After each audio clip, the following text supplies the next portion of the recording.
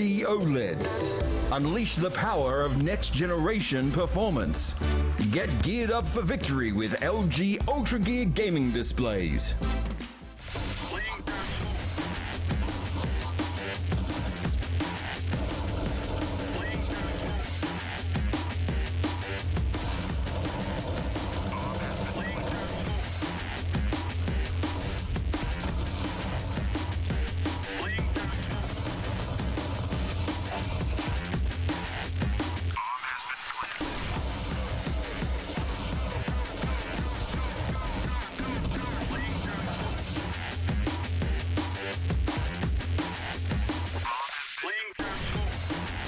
Hello, welcome to another day of LPL Pro CSGO. We are into week 2 and we are into day 2 of week 2 as well. And apparently day 2 of any given week is Conky Day. We have a rotating schedule of Mitches on the show. So it's nice to have you back, Conky. Mate, absolute pleasure. I actually got a chance to watch you guys last night and it was always beautiful to listen, but happy to be back tonight. Indeed, happy to have you back as well. And of course, before we do dive too far into the show, I want to give a quick shout out to Orcon, who are putting on a bit of a giveaway. Maybe depends on how you sort of look at it, but you do have to sign up to their Orcon Fiber Pro Plus Power on an 18-month plan if you want to potentially get yourself a Razer gaming package worth $1,022. Hit exclamation mark Orcon in the chat if you want to learn a little bit more about that. That's for the New Zealanders over the ditch, I suppose, for us. But anyway, let's dive into the tournament as a whole. Conky, LPL Pro, CSGO back for another year. And this time around, we are running a different format, double 11 brackets in stage 1. That's what we've been watching over the last week and a half. We're starting to get towards stage 2, though. We've already qualified a team through there. That was DGG last night. And obviously, there's 4 invited teams in stage 2 already. We're going to send another team in that direction tonight as well. Let's talk prize pool as well, Conky. It's another big one for us this season. Just over 10K, 6.5 for first place. So if you want to be getting into the thick of things, you definitely need to be placing high up in that stage 3 bracket.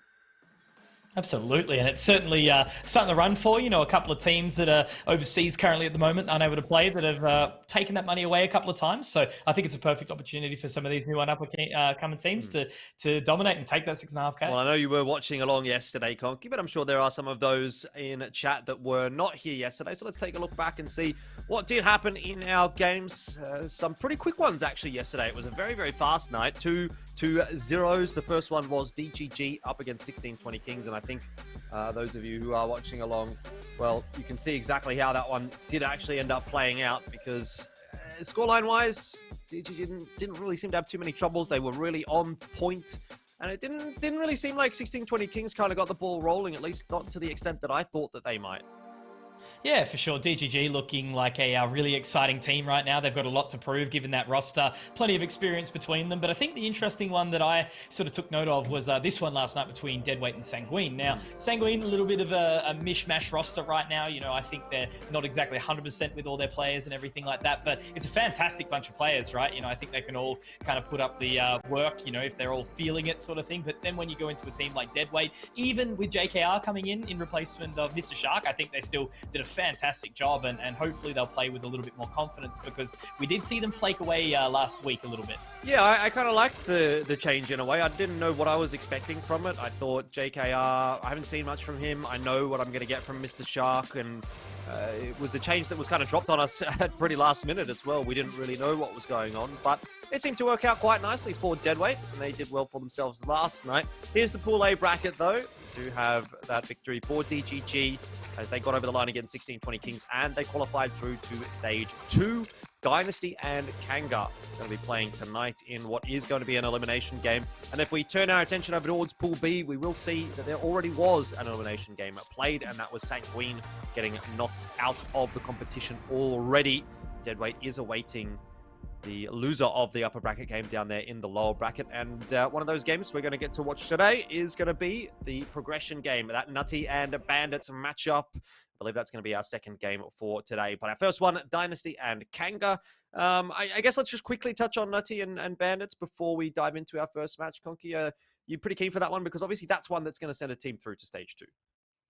Yeah, I think that was the one I was touching on earlier, right, where Deadweight kind of got knocked away a little bit by Bandits. Bandits came in looking super confident, and Deadweight, after having one of the best CT sides I've seen in Australian Counter-Strike in a while on Dust 2, they then completely fell over and got rolled by the Swankinator. So I think Bandits, they'll be looking to just sort of have fun with it tonight. Nutty Gaming definitely has a little bit more to step up for. I know that they're, got a boot camp coming up, so clearly they're a roster that's actually taking it seriously and looking to drive forward. And on the other side of Dynasty versus Kanga, I think that one also similar boat, right? I felt like Dynasty got smacked down a little bit by 1620 Kings, which might have been a bit unexpected to a few of us, but 1620 Kings certainly deserved it. So Dynasty have a big plate to step up to, because even though Kanga, might be a little bit sort of wishy-washy at the moment, they can always still do damage. You can never count some teams out. Yeah, let's dive into our first matchup here and really get stuck into the meat and potatoes of it. Dynasty is that first team that we wanted to touch on, and it's a bit of an interesting one actually for me, because I thought I had high expectations, or high hopes at least, for this Dynasty roster, but that game last week against 1620 Kings has made me a little bit concerned. I don't know, I've cooled on Dynasty a little bit, if that makes sense. I thought that they probably should have gotten at least a map against 1620 Kings, but they went out 2-0 in that one. So a bit of bouncing back to do today. There was some good positive signs for them, but yeah, definitely a lot of work to do, considering Kanga is one of those squads that you can't really underestimate. Yeah, the Thriller, Night Raid, and Nub trio, I actually played with them the other day, and it was probably one of the best bugs I've had in a while. They're all really synergized, very kind, and now adding in the extra firepower of Super and Mechanical, I think they're a fantastic roster. It's a lot of differences in sort of talent and everything like that, and I definitely think, all of them are a bunch of players that are on the come up still. None of them have really come down from being higher up and dropped back or anything like that to kind of develop some other players. So I think they're a fantastic roster, and I think they just need to back themselves a bit more, to be honest. Yeah, let's talk Kanga here as well. They are a squad that has been going through the works lately. You'll see another roster change coming through for them. In fact, a couple tonight. One of them is not necessarily a roster change. It's more of a substitution here. Nexar is still playing, but he's playing in place of Dans, who was currently is having some internet issues and may be unable to play this entire series. Maybe it's just going to be map 1. We don't know. Obviously, that is a big blow for Kanga, because Dans is their IGL. So, that's the one player that you really don't want to be working without. Spendy coming in. He technically is replacing Nexar from last week, but he's going to be the new addition to that Kanga roster, so I hear. So it's not a substitution kind of a situation, but a roster change. And so for this Kanga roster, I mean, look, it is just a bit of a shambles at the moment, isn't it? There's just players in and out all over the place, and I can't imagine that this is going to be the greatest of lead-ups to a game of Counter-Strike for them, unfortunately. Yeah, it's always going to be tough, especially when going into the structure of Dynasty. But then again, with that being said, if, Dan's not being there in the IGL for map 1 or so, like, you've got a bunch of sharp players, just kind of let them go, see what they can, run around and find. But my eyes are on Slimy. He's a player that has definitely got a lot of opportunity ahead of him, and having the experience of Dans and Mont, I definitely think can sort of pull him forward. And Spendy is actually a player I've never casted before, so excited to jump into that as well. Well, let's have a little bit of a chat about a player that we hadn't cast up until last week. I've never watched a game of Streeties, but he is going to be on our head-to-head for tonight. Same with Mechanical. I feel like both of these players last week had a pretty decent performance in a game that was quite difficult for both to play, right? Both teams went down 0-2. Mechanical seemed to be the one sort of leading from the front for Dynasty in their loss, and he was able to at least get some decent stats on the board. Streety, much the same, right? He was the new addition to that Kanga roster. We didn't have any expectations for him, and I thought that, he performed reasonably well considering the circumstances. Mechanical's been on my radar for a little while now. I've played with Streety for quite some time, but Mechanical was a bit of a guy that popped out of nowhere, really, I felt like last season. He joined that Hazard roster, obviously alongside the 3 that we were talking about earlier in Thriller, Night Raid, and Nub. So I think, seeing players like that kind of, have a resurgence out of the ground and really just start putting up frags and jumping up leagues super quick, it's awesome. So I'm really hoping they line up quite nicely. Streety putting up a decent result last week too. So yeah, I think a good little head-to-head, but definitely a exciting game on our hands. Maps-wise, let's see what we're going to get out of this one. Last night, it was very stock-standard sort of stuff. Mirage, Inferno, Dust 2 getting picked up quite a lot, but we have got something a little bit different for us tonight, which is quite nice. Vertigo, Overpass, and Mirage. I'll take that. Thank you very much.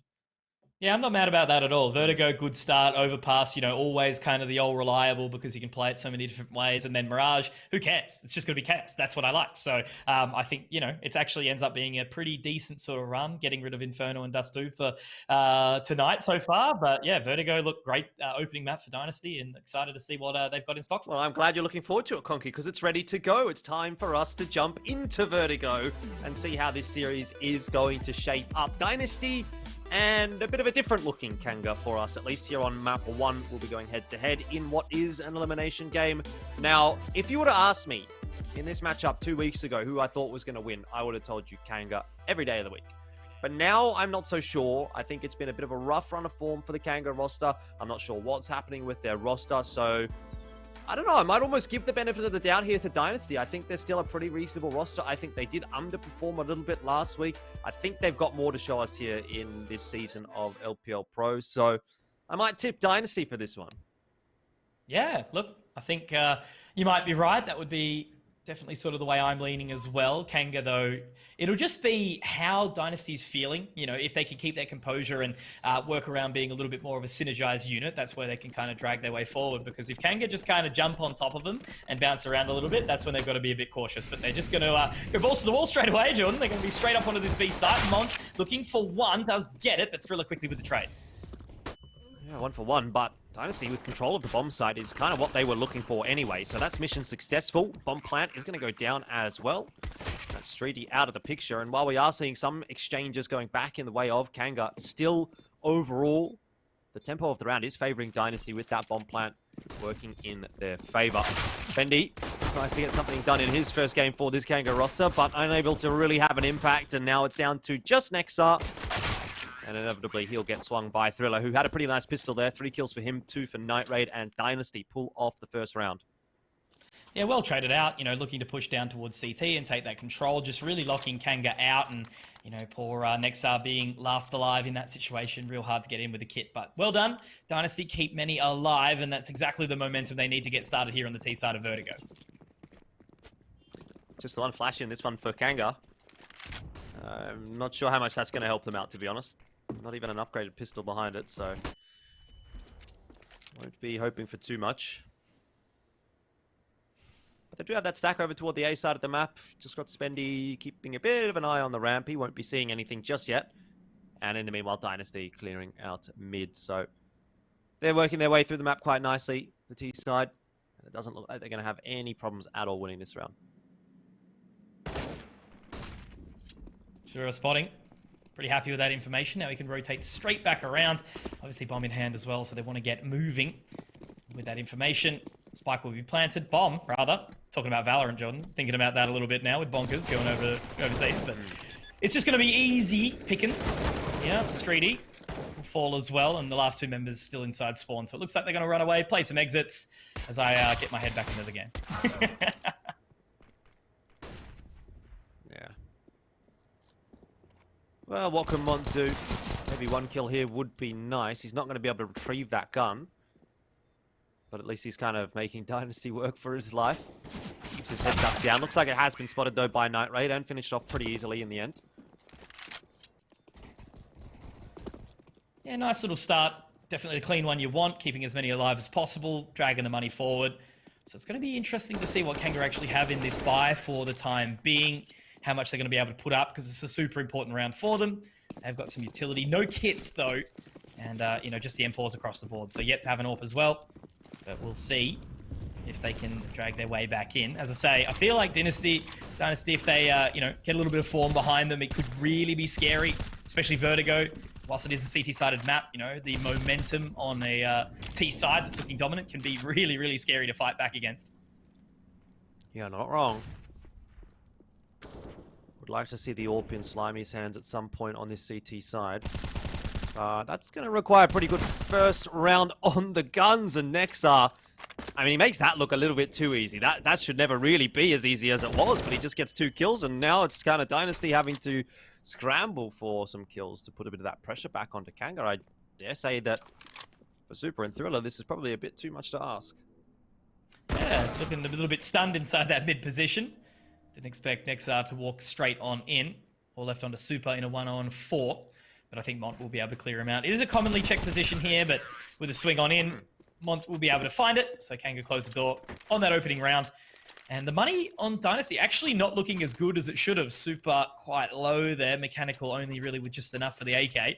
They will force in. Of course, it is the old tradition. And I think there will be a drop actually across for Super as well. So Mechanical, he's happy with the Deagle. Pick up a little bit of extra utility. And the team does have enough to kind of get the job done. But yeah, look, well played from Kanga. This is the start forward to add a whole bunch of money to the bank over time.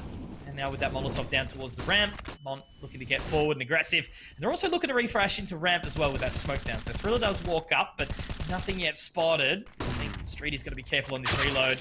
Straight through now, and it's Thriller with the opener and a second as well. I don't think that should be allowed at all. Similar to what I thought about Nexar being able to get that double in mid.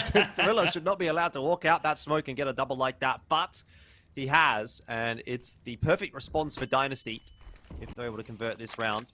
I was going to say it was the perfect start for Kanga after dropping the pistol. They definitely needed a good gun round where they kept 4 alive and started to build their economy up. But now that doesn't really seem to be the thought anymore. They are just scrambling to try to win the round from here in a 3-on-5, even though the weaponry is a little bit awkward in some cases for the Dynasty roster.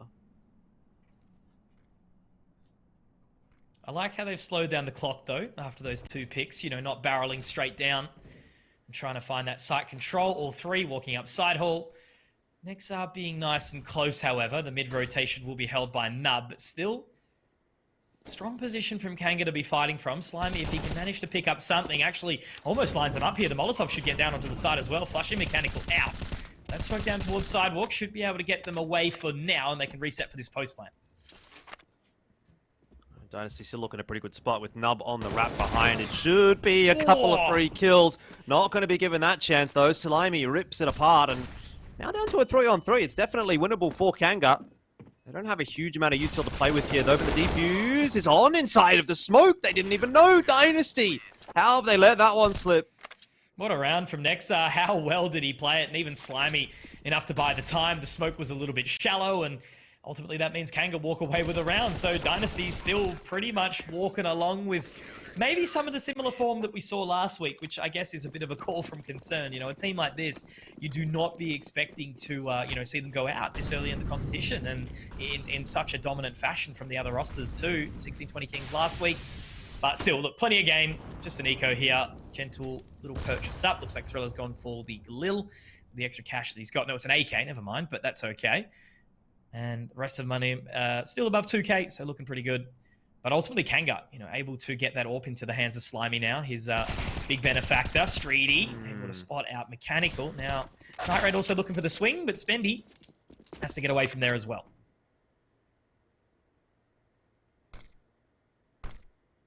Well, Night Raid is still just poking his head into that A bomb site with the Deagle in hand, so let's not count out some shenanigans in this round from Dynasty. Look at the positioning he's being able to get. Not quite being able to find the head, and so it looks like it'll be a pretty easy one in the end for Kanga. I can't believe how this game has been playing out so far. Just, you know, from the outset, it looks like Dynasty's going well, and then Kanga wins a really solid gun round, and then Dynasty sort of throws away a round. And now it's kind of like, well, Kanga's kind of ahead, but I feel like a lot of it has come off of Dynasty making a couple of unforced errors. So I'm sort of still waiting to see what Dynasty can do to bounce back off of these last couple of rounds. Yeah, really interesting to see, you know, even going to that previous Thriller getting the opening 2 picks, they slow down the time, they wait to move in together, but then it just got real scrappy, you know, no one really there for a trade. It looks like people are forgetting to shoot half the time, but now it is a quicker round once more, straight through the Molotov. Will be Mechanical burning down to half. Spendy just holding on to that sidewalk position. 4 members are cruising on up now. Just with that lurk again.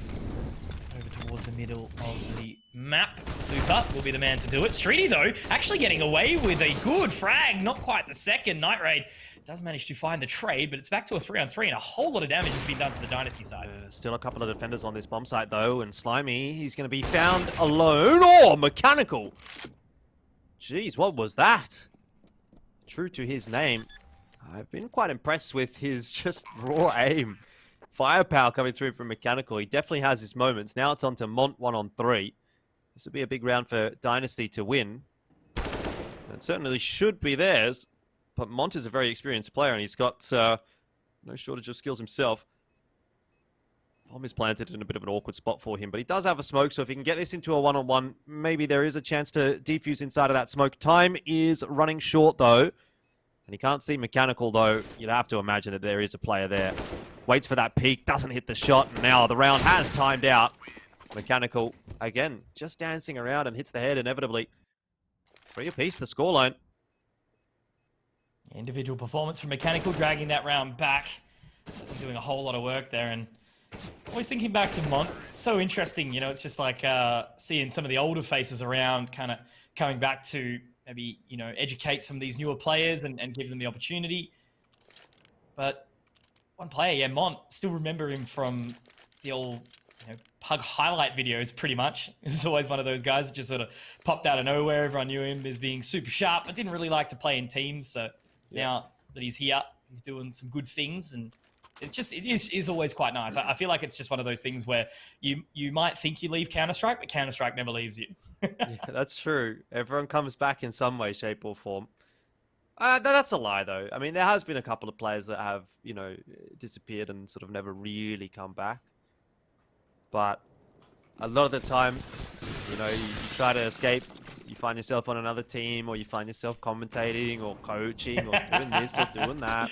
Yes. You're always around in some aspect. Many, many years now. How many has it been for you now, bro? It's been, what, like 8? I think I started casting Counter-Strike in, like...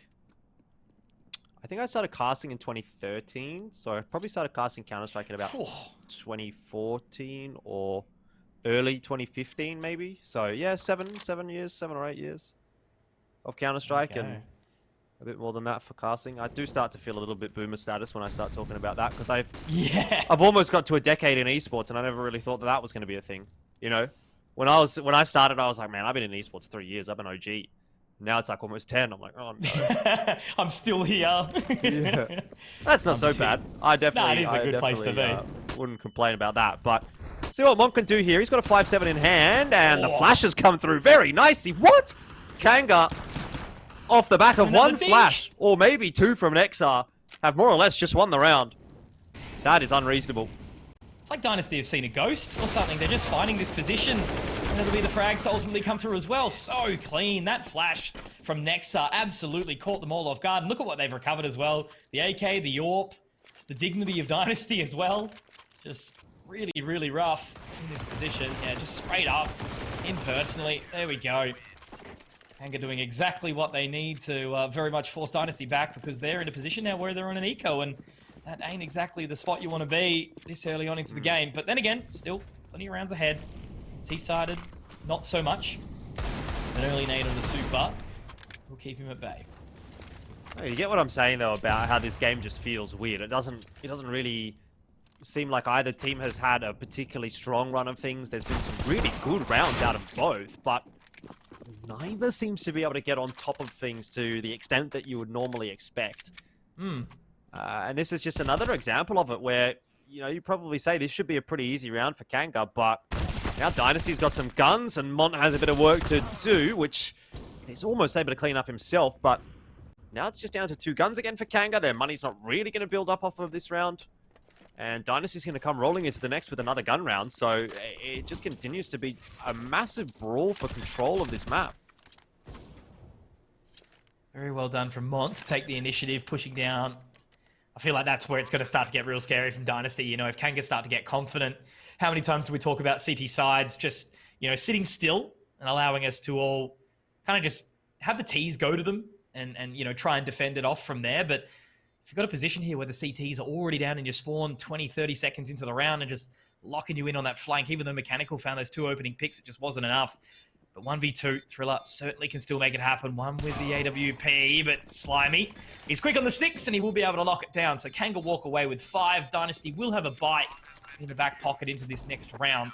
But still, you know, nothing really convincing has come through from the guys that are meant to have a crown on their heads. Well, Dynasty have another buy back in. 9 rounds into the half, and I still couldn't tell you which team I think is looking a bit stronger. Normally, 9 rounds in, I'd probably say, oh, yeah, I think X or Y is going to win the map. You know, you still sort of start to get that feeling sometimes when you're watching a game. But at the moment, I still sort of feel like this goes either way. If Kanga is able to clean this one up pretty cleanly, then I might start to shift my gears a little bit. You got 5.5 on Nexar, just over 5 on Slimy. You know, some decent catch there on Spendy as well. And so if Kanga can at least make this one clean, then they're going to be putting themselves in a good spot. 6 and 3 up, decent money, starting to win a few rounds in a row. And that's where I'd start to get a little bit concerned for Dynasty. Do like this boost early on as well. Do hear the footsteps, sees the molly, so they have the information as to what they're dealing with now. So they can pretty much sit there for as long as possible, really, until they do spot that swing up the ramp. Mechanical yet to sort of make any acknowledgement of the contact, but they will jump up in just a second, and Streety spotted out of the corner of his eyes. Not quite. They're aware of a boost, Jordan, but I think they're looking at the wrong angle, unfortunately. It's just going to be that old standoff until one of them does fire a warning shot. But 45 seconds left on the clock. You know, Dynasty are going to be restricted by some time. But it's going to be Slimy to open up as well. And now there's that information. Streety does find Mechanical, and already Dynasty at a heavy disadvantage once more. Nexar gets away. And Streety even pulls in for a second. It is just looking too easy for Kanga right now in this 5v2. I'm not sure what Dynasty can really do from here. They do have the bomb in tow at the very least, but they need to hit some very nice entries onto the A bomb site to be able to win this round, and really don't have the time to be going too slow here.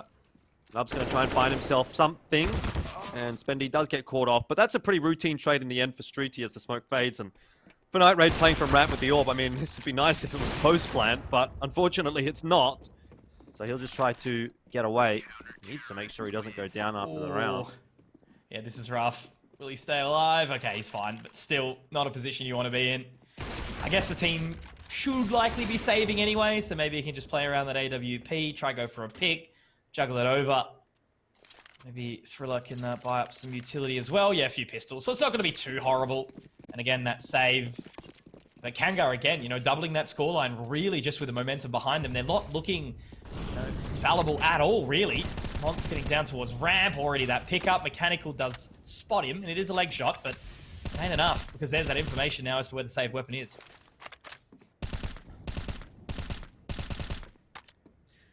Bit of a spam through the smoke. Not going to find anything. Mechanical also tries to have a crack, but no luck there either. Bit of a slower round. Obviously, just that one death coming through onto Super, but do have some reasonable control for Kanga. Slimy keeping an eye on mid, doing a good job of it. Nice to see him having a pretty decent time with the AWP. I don't think he's really had to do anything too flashy so far today, though.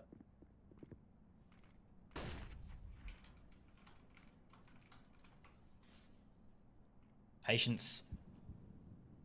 Now that Virtue, as always, he's already done some work from here. Great shot, though, from Night Raid. They have to make sure that they clear this line. He's given away his information now, and he actually has whiffed a couple of shots, so that does give the opportunity back for them to try and fight in.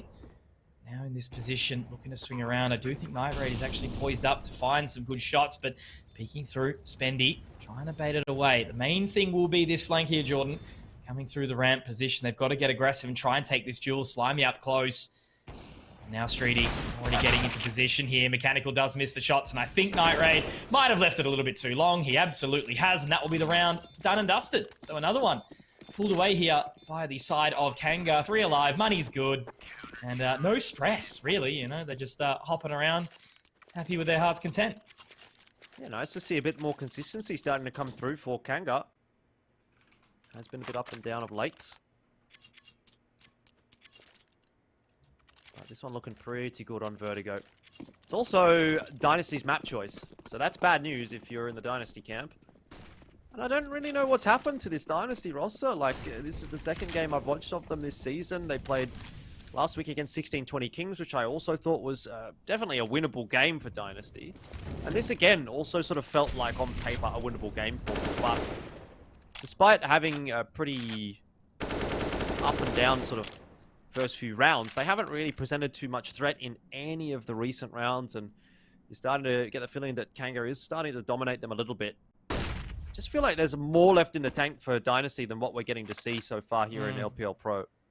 Just no confidence. Like, it is becoming so prevalent to me. The more and more I watch, the more time I sort of spend sitting down and really breaking down some of these rounds. It's crazy. Like, you'll play against some of these players in a pug and they'll make you feel like you've just played against Astralis, but then it comes to official time and all of a sudden they're too scared to push into one measly little CT, and that's sort of what's happening now. Night Raid peeks up solo and he'll get taken down. Thriller legged up now as well. It's just two members, you know, locking down this position. Streety, though, cruises around, maybe bit off a little bit more he can chew, but Spendy was there, so maybe they're not going to be ready for it. Exactly right. Good refrag by Spendy. So again, you know, Kanga take the lead, they take the pole position, and whilst Dynasty are going to get the smoke down towards Elevator from Mechanical, it's still the bomb going over towards that B site in the hands of Nub. Mont in a great spot to deal with it. And I don't know that that bomb is going to be heading into either side at the moment. Mechanical can't even get anything done. Spendy's all over it. It's Nub now solo. And another round which Kanga wins with 4 players alive. It is starting to get quite dire for the T's here. Kanga really building up that money. Dynasty not getting anything done, unfortunately. This could be a pretty big half. This could be double digits definitely for Kanga at this point, and maybe even then some. You know, I think from here you'd be looking at maybe... You'd be wanting at least 10. Hopefully 11. 12 is probably a little bit ambitious at this point, but... You know, 12-3, if you can get there, then you'd love that. But I think 10 right now is the pass score for Kanga. And they'd probably be hoping for 11. That's a nice shot, though, from Night Raid. There must have been a hole in the smoke there somewhere. Just over the top of it, by the looks of things. He's been able to see him.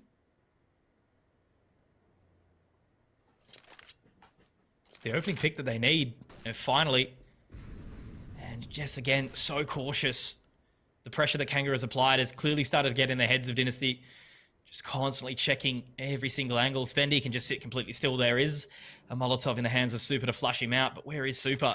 Completely different location, it would seem. Looking to walk up now. So he does have that to flush the sandbags away. Nexar, however, there for the refrag, sitting up in heaven with the AWP. So it's going to be up to Thriller to see where he actually peaks. This crossfire is so well set. Look at Mont as well. I'm just noticing coming in on the flank now. He's going to drop Nub. Can he do any more damage? Not quite. Mechanical will find the frag. And now what call do they actually make? Spendy gets 2. So already putting them into the back advantage. However, at least double AWP for the retake. Exactly. It's a tough one. Got a replay there of Mont. But we're back to the 2-on-2. Bomb plant did go down in the meanwhile there. A little bit of util here for Slimy to work with. I think that Smoke and Molly are going to be quite imperative in actually making this win happen. Molly is actually going to push Thriller back. He gets tapped a couple of times. In fact, loses a lot of HP to it. And now you got Slimy inside that smoke, defusing. Super! He does manage to deny the defuse, but he'll lose his head. Nexa gets the 2K, and that's going to be another round on the board for Kanga. And you have to feel a little bit bad for Dynasty. They're really working hard. They're really hoping for a round here, but... They're just not finding anything, are they? Yeah. I feel like it's the old Pilski call here, potentially, Jordan. Just throw things, you know, throw the kitchen sink at it, rush somewhere, be a bit confident, change up the pace. You know, this slow, methodical ramp position hasn't really had a whole lot of impact. You're kind of, you know, going for a little bit of a cheeky lurk here and there, but it's nothing that is overly convincing. You know, they'll get these couple of picks, as they have done a few rounds, you know, putting themselves into like a 3v5 position, but not being able to capitalize is a pretty rough sort of stance.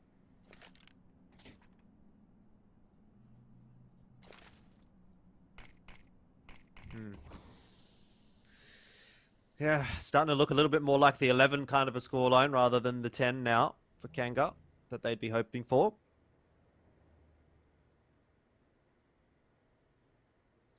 You never know, though, what could happen in a round like this with Deagles in hand. Nub. Got a bit to land the shot onto Nexa, but Night Raid does sink one onto Streety. So this is starting to get a little bit awkward for Kanga. Lots of progression up in towards that A bomb site from the T's, and shots being connected just when you think at the most unlikeliest of times. It seems like Dynasty will win themselves around. But you know what I got to point out? Where's the bomb, right? They've gone in, they've got 3 incredible Deagle frags, and the bomb is down in spawn. Super has to go recollect that. That can give enough time. The only thing is here is the position that they've got locked down. Like Mechanical, real solid position now. Should be able to find Mont nice and easily. So it is on to Slimy. 1 on 4. Does pick up 1 at least, but bomb will be planted. So Where was this? You know, this is what we're looking for. Just that confidence, hitting those shots. They know they can. Why are they scared of just a simple kangaroo? It's a good question. Should be able to upgrade a gun or two. Mechanical is covering one of them. Is this enough to get Dynasty back into the map? It's not enough right now. You know, this needs to still be converted. They probably do need to get back up to 6 on the T side rather than sort of resting on their laurels. It's a nice round to win, that's for sure, but in isolation, it doesn't mean enough. No. They'll need if to they get get 6, I'll start believing a little bit more. You know, that's all we can hope for. Just a decent sort of team position. Some sort of momentum to take them through onto that CT side. Because, you know, once they get the AWP up in the hands, obviously, should feel comfortable. Night Raid does real good work with that. But, yeah, Nub and Super, real sort of quiet so far. It's just been those electric shots coming out from Mechanical. It was given a lot of sort of space, especially around this A site. But we'll see. A couple more opportunities. Looks like it is that pace once again towards ramp. But look at the change up from Kanga already. Slimy up close. Doesn't quite spot anything though. It's going to fall away, get the nade down. Does not quite connect though. They are still a little while away. And this is where they're potentially ready. But Mont actually doesn't overstep his welcome. He just wants to drop down into the ramp. Might get a little bit too hungry though. It's such a dangerous game here. What's he do? He's questioning himself. Do I push? Haven't seen anything. And he still gets it. Jesus, Super. That is unfortunate. And now Nub also finding Nexar. That is the boosted up position inside mid as well. So 4 and 4. Still plenty of ground to make up though for Dynasty. Yeah, Streety's going to have a look in front of this smoke, or at least see what he can suss out in mid. Because there's no other information available right now for the CT side, but he's got a nice angle here. Just coming across maybe that there's nothing happening in mid right now for Dynasty. No one needs to be moving out of their position just yet on B or A. Not a huge amount of time here for Dynasty to get rolling, and they're only just starting to come up the stairs now. Mont's over at B himself. He's going to start to see a bit of that util. So still plenty of time here for Dynasty, but the rotation is called early, and Kanga, they seem to be coming across quite nicely. They'll have a comfortable defense established. Bomb's even been left at the bottom of the stairs as well, Conky. So maybe a quick exit here from Dynasty and a rotate back over to A. They've tried to fake that B bomb site, and it seems to have worked out nicely. Thriller, he's walked into A, and Spendy can't win that duel, an important one against Thriller. This should now be another round on the board for Dynasty, looking at things the way they are. Well, there's that lurk that they've been trying to sort of execute a couple of times towards B, finally work off towards A. Getting Thriller into the elevator's position, allowing them to find that site now with only 15 seconds left on the clock. Streety, though, Mont, Slimy, all starting to walk their way back in. They've got a smoke as well to throw onto that bomb, and Streety has been great at finding these impact frags as well. There's another pick found, but Mechanical sharp on the line. Connects with another. Mont looking to swing, but Mechanical does play a little bit of a further distance and manages to pick up another. Now it's all left on to Slimy. They almost line up, though. The collateral opportunity. Given the shot, though, Mechanical, not sure if that was confidence or stubbornness, but he does find the shot. 3K to lock down the round, and again, they rely on this Mechanical man to get a 5th round. Dynasty finally dragging their way back, and I'm just interested to see how this money's actually going to look on the side of Kanga, though, Jordan, because they should have a decent... Yeah, okay. It'll be... Okay, couple of pistols, couple of SMGs. It'll do. An AWP for Slimy. It's a far cry from where this could have actually been for Kanga, right? I mean, from where this half in general could have been. We were at one point talking about maybe 11, 12 rounds for Kanga. Best case now, they have to work really hard to get a 10th. And of course, a 10-5 scoreline, very good still. But I think they have just taken their foot off the pace a little bit and given Dynasty, you know, a little bit of a look into this map where otherwise they could have actually just shut them out at the half almost. There's another great shot from Night Raid. Oh my god. Not sure where he's pulled that one from. Let's see what Streety can do. MP9, not really much there for him, and Slimy can't hit the shot. So now he's under a lot of pressure actually on that A bomb site.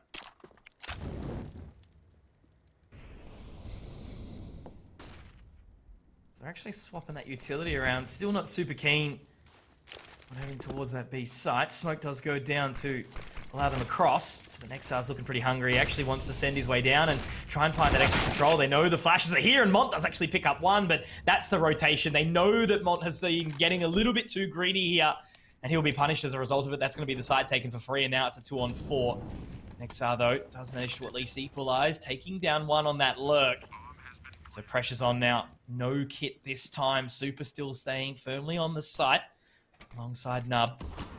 We have to see Slimy wait for Nexar. Nexar starting to creep his way in though now. They're crossing. A little bit awkward here, showing themselves maybe a little bit too much. And Nub hasn't really been hitting those shots, and Super gives it away as well. Mechanical, it was a good flash, but unfortunately just couldn't quite connect with it. Now Mechanical repositions on towards the other side of the ramp, trying to find a couple of nice shots. He does pick up one. Will it be the second? It absolutely will. Mechanical with the 1 versus 3 clutch, or 1 versus 2 rather, to close out another round. But again, doing all of the heavy lifting here. I feel like 18 doesn't even sort of sound like enough for the amount of entries and exits he's found on this round. He's definitely been working hard, hasn't he? But you got to be disappointed with that as Kanga.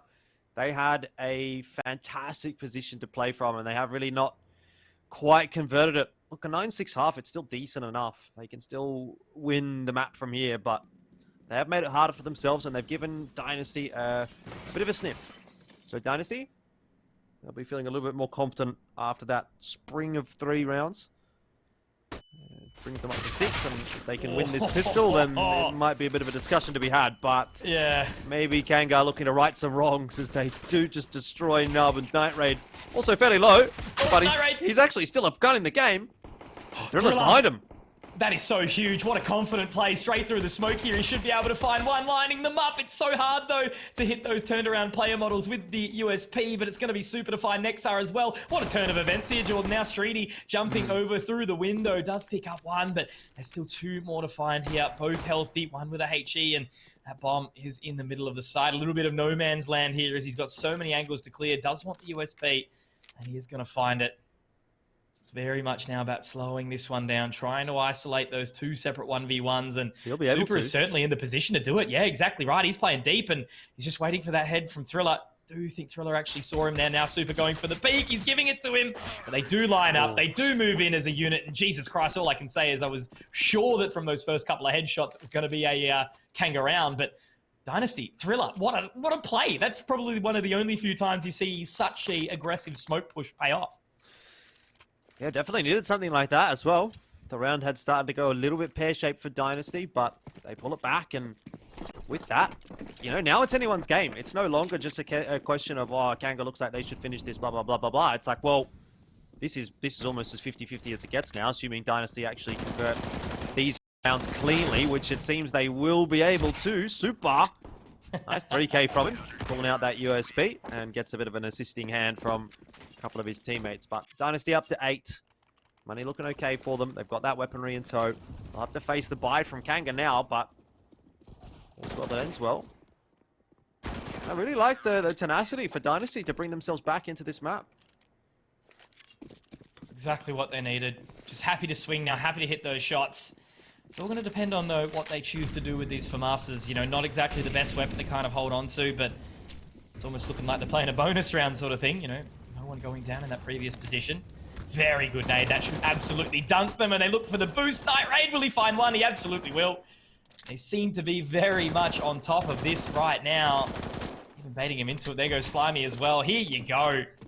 Just took them a little bit of a smack around Dynasty to start to put this momentum forward. Night Raid with a third. What is this? Wow. They're just standing one-on-one-on-one. Well, definitely teaches us not to count our chickens before they hatch. Because Kanga have absolutely stalled. It's like they got halfway up the hill and ran out of petrol. Oh, that's not a bad shot from Mont. But still not going to be enough to get them back in this round. He's going to need to find a little bit more. That flash was a good one. It's given Nub another frag. Good These mid-round plays that are actually coming out now, you know, this is what I mean. It's just a completely different roster that we're watching from Dynasty. It's almost like they found out sort of the method to Kanga's madness, and now they've just been punishing them left, right, and center because it's a tied-up game now. No money for Kanga. Looking like they're going to pick up some pistols, maybe go for something a little bit quicker. But last round, you know, it was very much just a standstill. And maybe it's just this map, you know, maybe Vertigo obviously can be quite challenging to play on that T side. You know, being an IGL would be very taxing, and obviously Kanga missing that. You don't have a leader, you don't have someone kind of driving you forward. It can kind of start to go a little bit flat after a few rounds. Always that sort of call for caution. Regardless, it's looking good. Super is up very close. I think he actually heard the footsteps from Streety. Thriller will find him straight through that smoke down towards the lane. And yeah, Super getting a little bit too overzealous there. Will be punished for it, but It's only an MP9. Thriller will at least get a dunk back. Yeah, exactly. There you go. Hasn't even been retrieved anyway, unfortunately. There's no, you know, just the nade landing at the bottom of their feet. Kanga are getting slammed in this round as well. XR solo. He's trying to run away, but Nob's ready. Ooh. Not quite going to get behind him, but inevitably does catch up to him. So Dynasty, they pull ahead. I can't believe this. Scoreline was 9-3. Now it's 10-9. That is 7 in a row for Dynasty. That's what I'm thinking to do now for Kanga. I'm surprised they haven't called attack timeout. Definitely that time to do so. Going flat is just that massive, massive risk, because, you know, Dynasty, obviously, if they continue going, they can actually drag this into the next map as well, which, of course, is going to be Overpass. And, you know, Overpass, a map where very much does encourage you to take that CT side of control early. If you're not playing around connector, not taking mid control, short water control, you can get overwhelmed very, very easily by those Ts. But Super locking it down from the sandbags. A little bit of a dry swing, though. Again, it's a position where no Molotov has been utilized. Now Thriller, Night Raid picking up more as well. So Super will be supported. They did manage to pick up one towards the B ramp, but again, it's down to just this 2 versus 3. Only big players next up. Where does he take this bomb? Where do they actually look to go and find? Looks like the call has actually been to come back towards A. But Nexar has to find it all. Look at the repositioning from Dynasty. I actually really like this. It's going to start to make Nexar question. Thriller watching mid, Super going down towards side lane. It's not going to be checked. So Nexar's actually lost most of his control. And I think Super could actually be the bee in the bonnet here. They don't clear him out. They don't look to peek up. Slimy, he's made the sound and they know exactly where he is in this 2-on-2. Yeah, Super should be able to find the freebie. Oh, Slimy was watching for it, but just not quick enough on the trigger finger. And Nexar falls without too much of a problem, I suppose. 11-9. Dynasty. Money's looking very good for the CT side. So this is going to be a long haul back in here for Kanga, if they do hope to, you know, still win this map. Yeah, just such a nice recovery, you know, and just again the repositioning in that round, taking it down towards side lane. It looked like Slimy was somewhat aware of it, you know, nobody peeking towards that site. You start to wonder where are they, but a little bit nice of a strike to get that frag. So once again, it's this slow A ramp creep, nothing spotted as of yet. The pace just hasn't really been there at all on the side of Kanga. Not really confident, a lot of questioning in themselves. Again, it's kind of evident in that previous round, you know, Nexar had all that control, completely able to walk through mid, but losing teammates left, right, and center. You know, maybe the comms just weren't quite clear and clean enough to get the job done there, but regardless, around now, Thriller does spot out one on the other side of yellow at the scaffolding. Looks like they want to fight. Oh my god! Look at how many of those CTs just decided, look, let's send it down the ramp. I think there's 3 of them. Mons is able to have a little bit of a cheeky peek over the smoke. He'll catch Thriller, but overall, very successful round for Dynasty.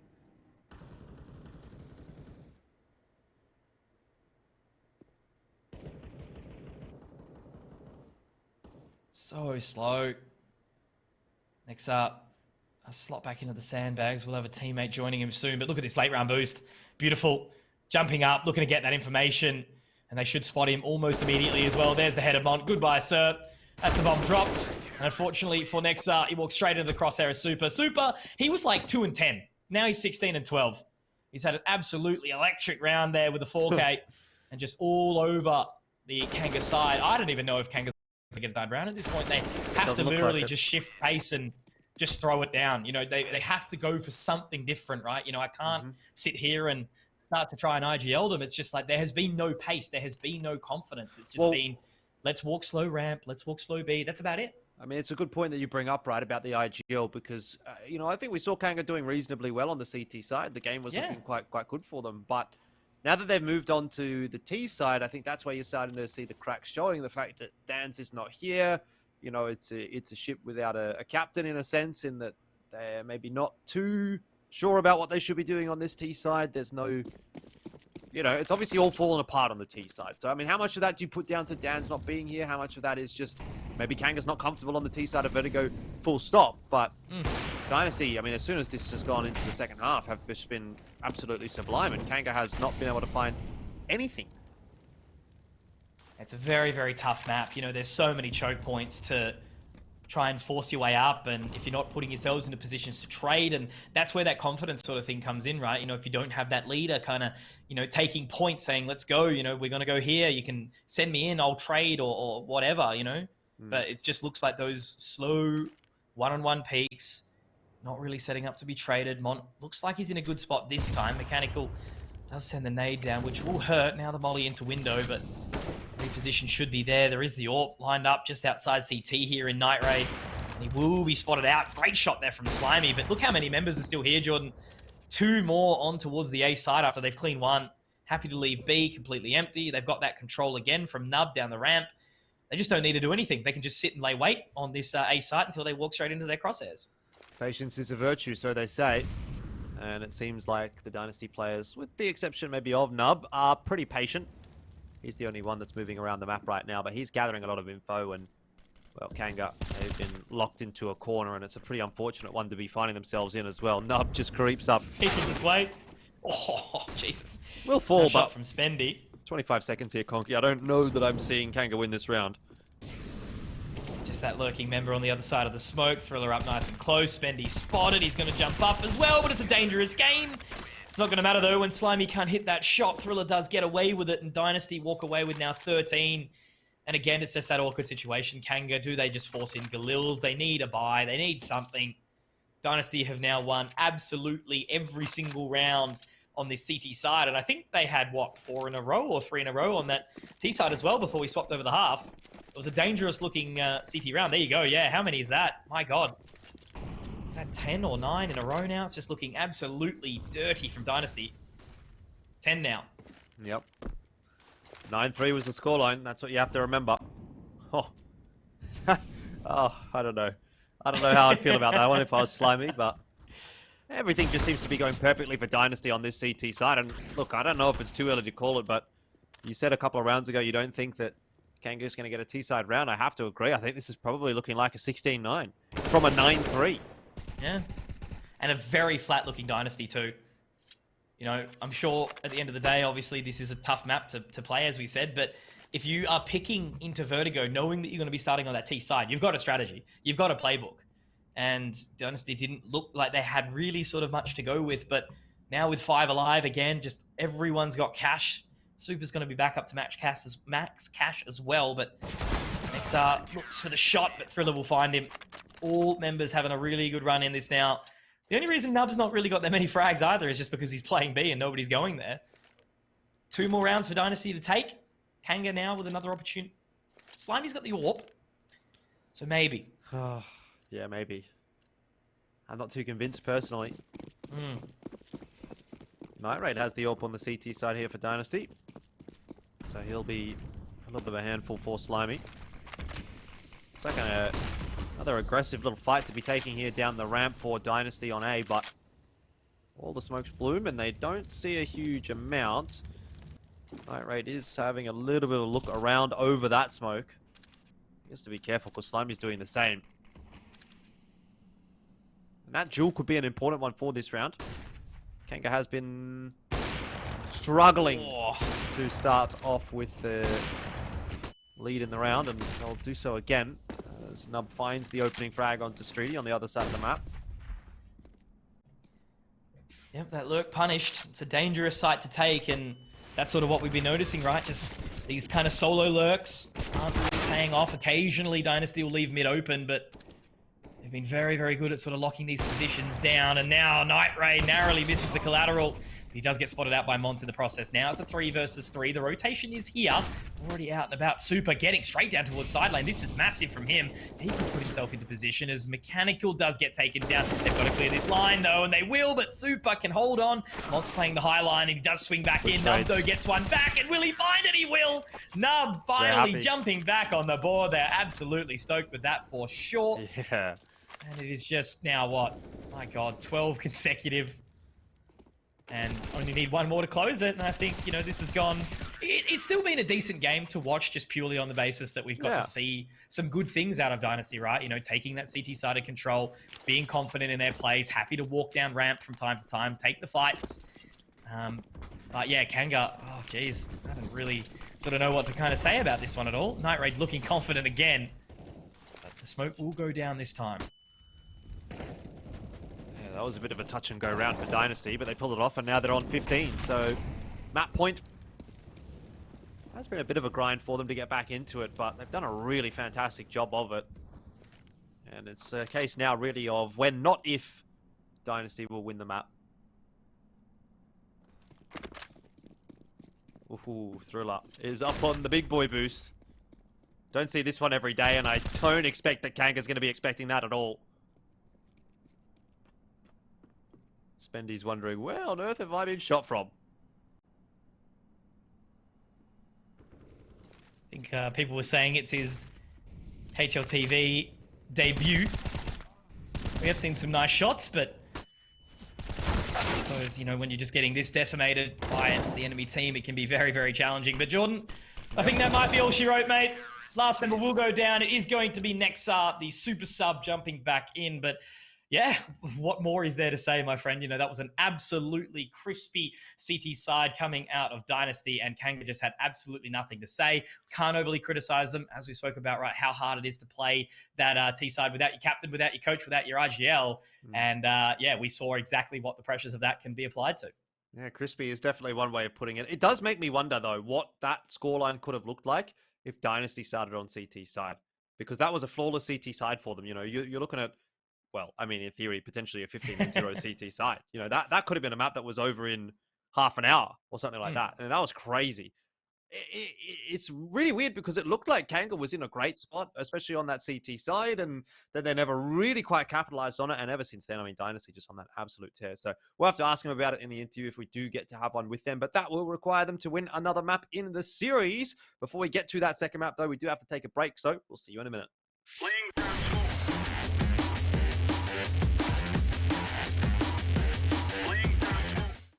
Lag can be the difference between life and death. Switch to Orcon's Fiber Pro and Power on an 18-month plan and get this Razer gaming setup worth over $1,000 for free. Orcon for the win. The Tarnished will soon return.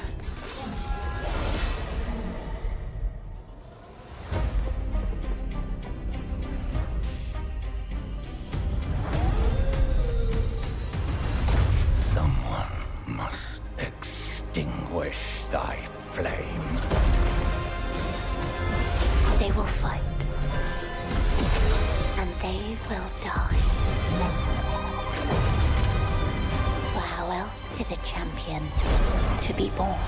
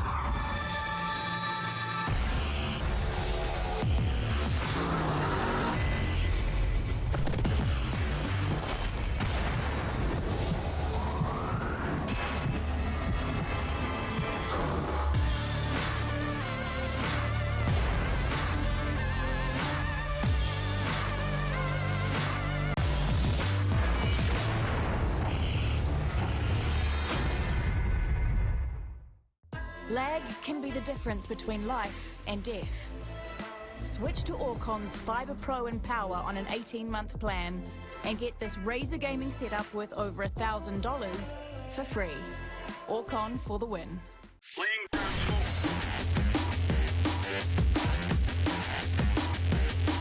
Welcome back to LPL Pro CSGO. It is our second day of the week, and we've just finished one map, Dynasty, getting the victory against Kanga Esports. And, well, we still have another one or two potentially in the series, Conky, but I don't know if things are going to be going so swimmingly for Kanga in this second map. If that's what they're going to show us on map one, I think Dynasty has the goods to get a 2-0. For sure. I think the good thing, like a little bit of a saving grace here on a map like Overpass, is there's way more space, right? You know, there is much more sort of opportunity for a little bit of a looser play style. You don't have as many of those kind of close quarters that you really desperately need to sort of trade your way through, like Vertigo does, and also like a longer sort of time to rotation outside of connector. So, look, I think, you know, that means that there's definitely a chance for them to bring this back. But I think Dynasty, you know, starting on that CT side now, and of course, what they did manage to, you know, drag forward, you know, if they can take that momentum from the previous map into this one, I think Kanga's going to have a scary time. Yeah, a couple of losses recently for Dynasty on Overpass, though, so maybe there is something to be said here for Kanga in the second map. But to be fair, those losses against Overt, I mean, Overt's a decent team, right? So I can sort of forgive Dynasty for that one, and LFO. So, I mean, I think that speaks for itself. Kanga, on the other hand, I don't know if there's any news coming through here, whether or not Dan's is going to be coming back. That was a sort of talking point at the start of the series that, you know, he was definitely out for the first map with the internet issues, might be coming back for the second map, depending on how things go. As of yet, you know, we don't have any update on that. And so I can only assume that they're still going to be playing with Nexar, which, you know, like, to be fair, he played okay. And I think Kanga did what they could. They almost looked like they should win that map at one point, but inevitably playing without your IGL is never going to be an easy task, and it's never really going to be fun. So I have to say, like, if that continues to be the case, if Dan doesn't get back in, I don't know that Kanga comes back in this series. And it'd be a bit surprising to me to see them get knocked out so early on in this season of LPL Pro, because I honestly thought that Kanga was going to be a roster that would do a little bit more work, but I think it's just, you know, these roster issues, these changes. Obviously, Dan's having internet issues tonight. It seems like a pretty unfortunate circumstance or unfortunate series of events. That's a good old book series or something like that, right? Where a series of unfortunate events. Yes, it kind of feels like that. It feels like that right now for Kanga, where just nothing's going right. Yeah, no, it's just constantly sort of that, negative mindset, I guess. And, it's like, are we really going to win this? Like, is it worth putting in our all, like, sort of thing? But, as I sort of said, it was nice to see at least Nexar, being the one that did step up in that replacement. Like, clearly he was trying to kind of, steer the ship a little bit. We saw some big things from Mont as well. But, the rest of the members just didn't really show too much. A couple of decent rounds from Slimy as well on that AWP. But I still think, as I said, I've watched him for quite some time now. I'm watching him as an individual, and I think he just needs like a little bit more structure around him. Quite often, likes to go for the solo dolo and get very aggressive for the peaks. But look, back over to Dynasty, I think we can reward them a little bit for the way that they did definitely sort of start to come back. I think Mechanical, really the one to keep an eye on at this point in time, right? Like, he was hitting some crazy shots, and Night Raid the same, and just the amount of times where we saw them get those kind of opening picks on that T side and then freeze, like completely freeze, just not want to go anywhere off the back of it, over rotate, overthink, and Mont was just in their backs every single time. So just still shake it a little bit and trying to get my head around how quick of a turn that was, that half. I'm just taking a quick look at the HLTV stats for that last map. And yes.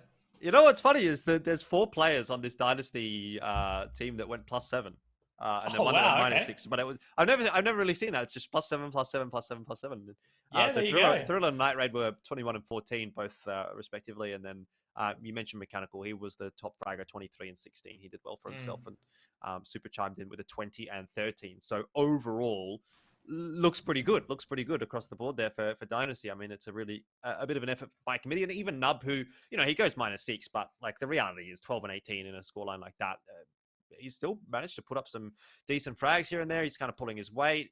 He definitely didn't have a poor time of it. So, I mean, really, really good stuff, I thought, from Dynasty. And I think for me, the most impressive part about that was the fact that they were able to come back from such a deficit. Like, 9-3 deficit, you go on to win 16-9. I mean, that definitely speaks to some issues in the Kanga side of the camp, but it's also good mental fortitude, you know, just good staying power for Dynasty to just not sort of kick the bucket basically when things are not looking too fantastic for them, and make sure that they can come back from it. Really, really rough game, I thought, for Kanga though. You know, I mean, what can you do though, right? It is what it is. A little bit disappointed, but I think that there is, even if there's a world where like this Kanga roster is just not having a good time and eventually disbands or something like that, then I think there's a lot of talent on the roster and a lot of individuals that can go and be plugged into a pretty good team here or there, or can definitely benefit a team. So, you know, that's definitely an option as well if things continue to be a little bit of a struggle for Kanga. But ultimately, what I would really hope to see is like, you know, Dan's comes back here for map 2. We see a really good solid performance from them. You know, you get that core roster back together. Obviously, Streety and Spendy are 2 new players in this roster. We haven't been able to see too much from them yet. So give them a good crack before, you know, anything really untoward happens here for Kanga. But look, we'll have to wait and see. At the moment, ladies and gents, if you're wondering why we are waffling on so long, we are having some player issues. So it's going to be another short break from us. Don't go too far away. Hopefully, we'll be jumping into map 2 in just a sec.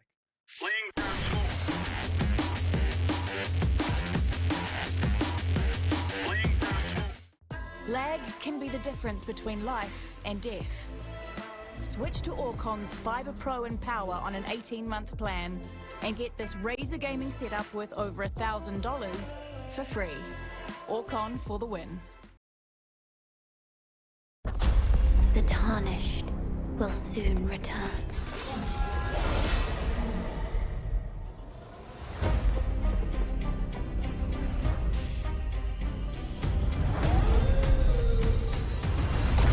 Someone must extinguish thy flame. They will fight.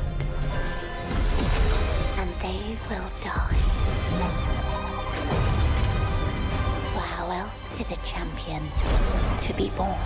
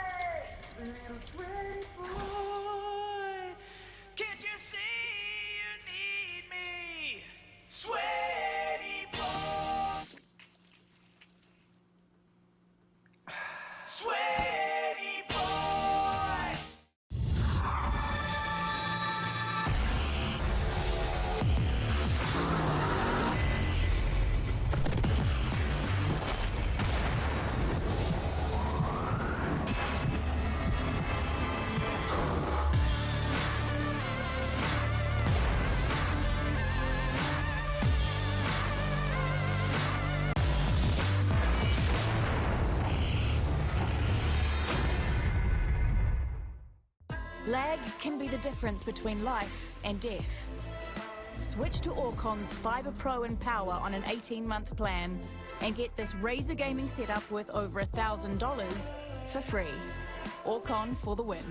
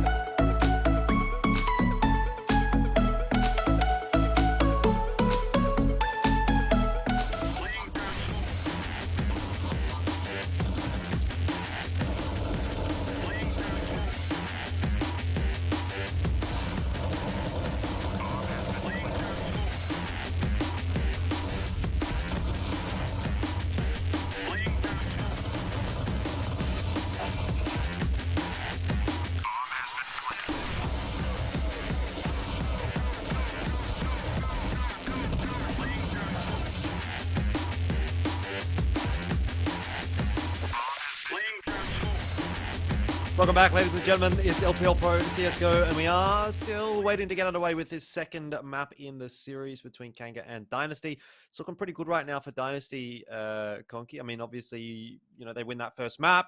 You do have a situation where Kanga is currently playing without Dans. Maybe that's going to be rectified for the second map. Maybe it's not. We'll have to wait and see. But in either case, they've already got that momentum in the series. They're already looking pretty good. Dynasty started slow, but it looks like now they're here to play.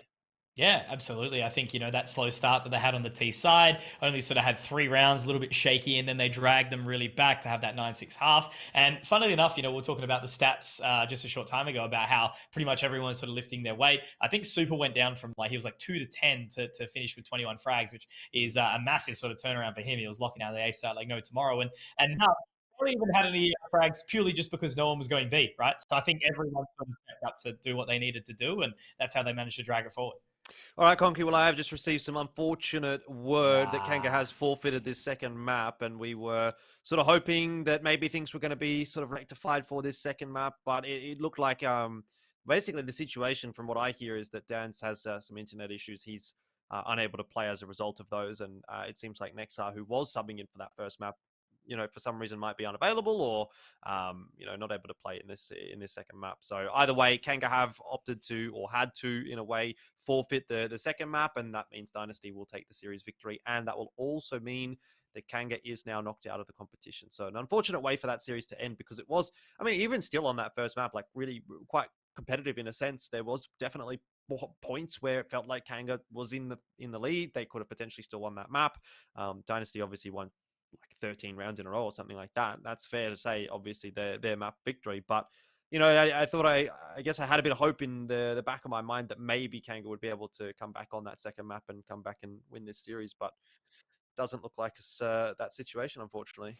Yeah, I guess the only thing we can kind of think about is, Kanga having that unfortunate situation. It's like they weren't able to sort of show their all, and at least Dynasty did pick back up, so it was like they did get it into a good position. So, even if they were looking for a potential 2-0 anyway. But look, a forfeit is always upsetting. So it does suck, but these things do happen, guys. And at least we do have another series around the corner as well. We do indeed. Around the corner, maybe that's a little bit of a stretch. I'm told it's starting at about 9 p.m., which is the scheduled time. So you got about an hour and 15-minute wait unless that gets pushed forward. Obviously, keep an eye on the LPL socials. We'll let you know what's happening with that one. But at the moment, scheduled for a 9 p.m. start, Nutty Gaming and Bandits. So we'll take a bit of an extended break, and I guess we'll see you in about an hour or so.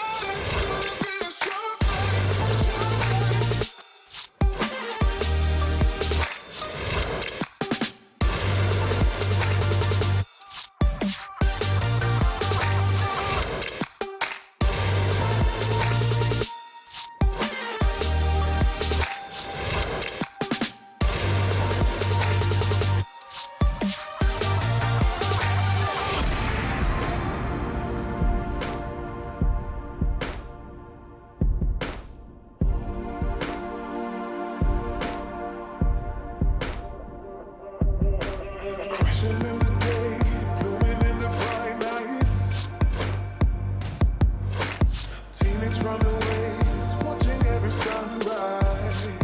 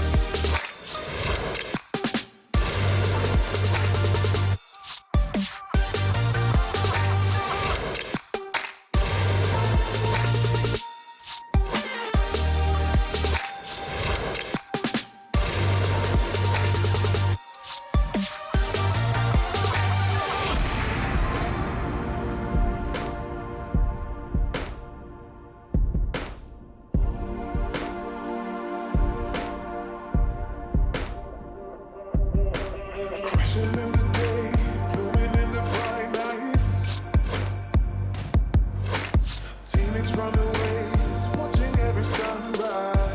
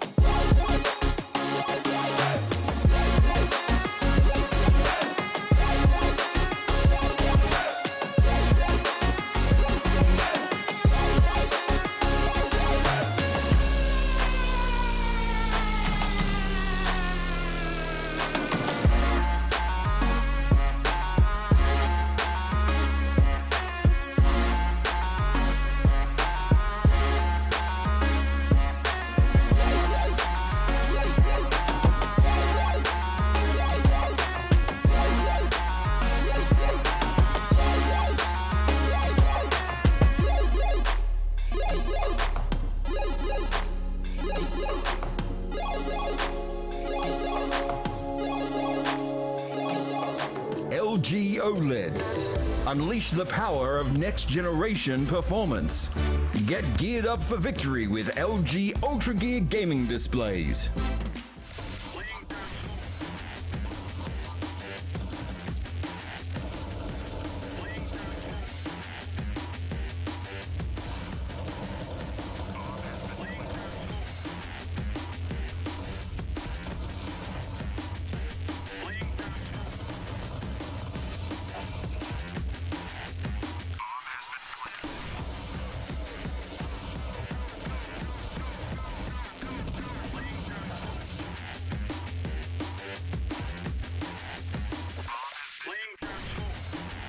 G'day, welcome back to LPL Pro CSGO for week number 2, day number 2. It has been a little bit of a break, Conky. I'm sure you've had a good time. You've probably had some dinner, hanging out on the couch, definitely not doing any work during the interim. But Mate, I took full advantage of that hour. The amount of stuff I actually got done is going to sort me out tomorrow. But I did have some sushi as well, so got a little bit of a snack in.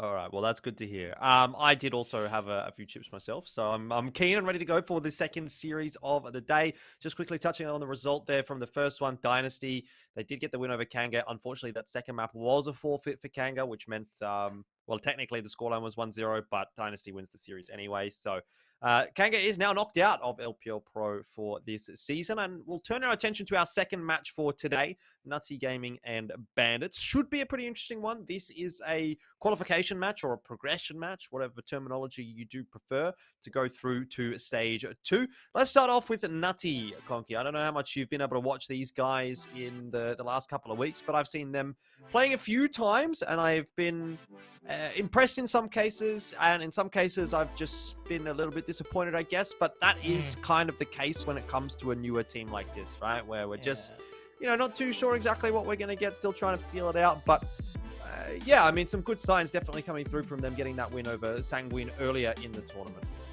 For sure. For me, it's always been, Mega has kind of had an impact in some of these rosters for quite some time now. He's been an in-game leader for a while, and I just never really know what I'm kind of going to get out of the guy. Like, he seems to put up these really big results. He has some great projects, but then other sides, it seems like he kind of falls away a little bit. So I like the players around him. I think they're certainly really good. It's a lot of that upcoming talent.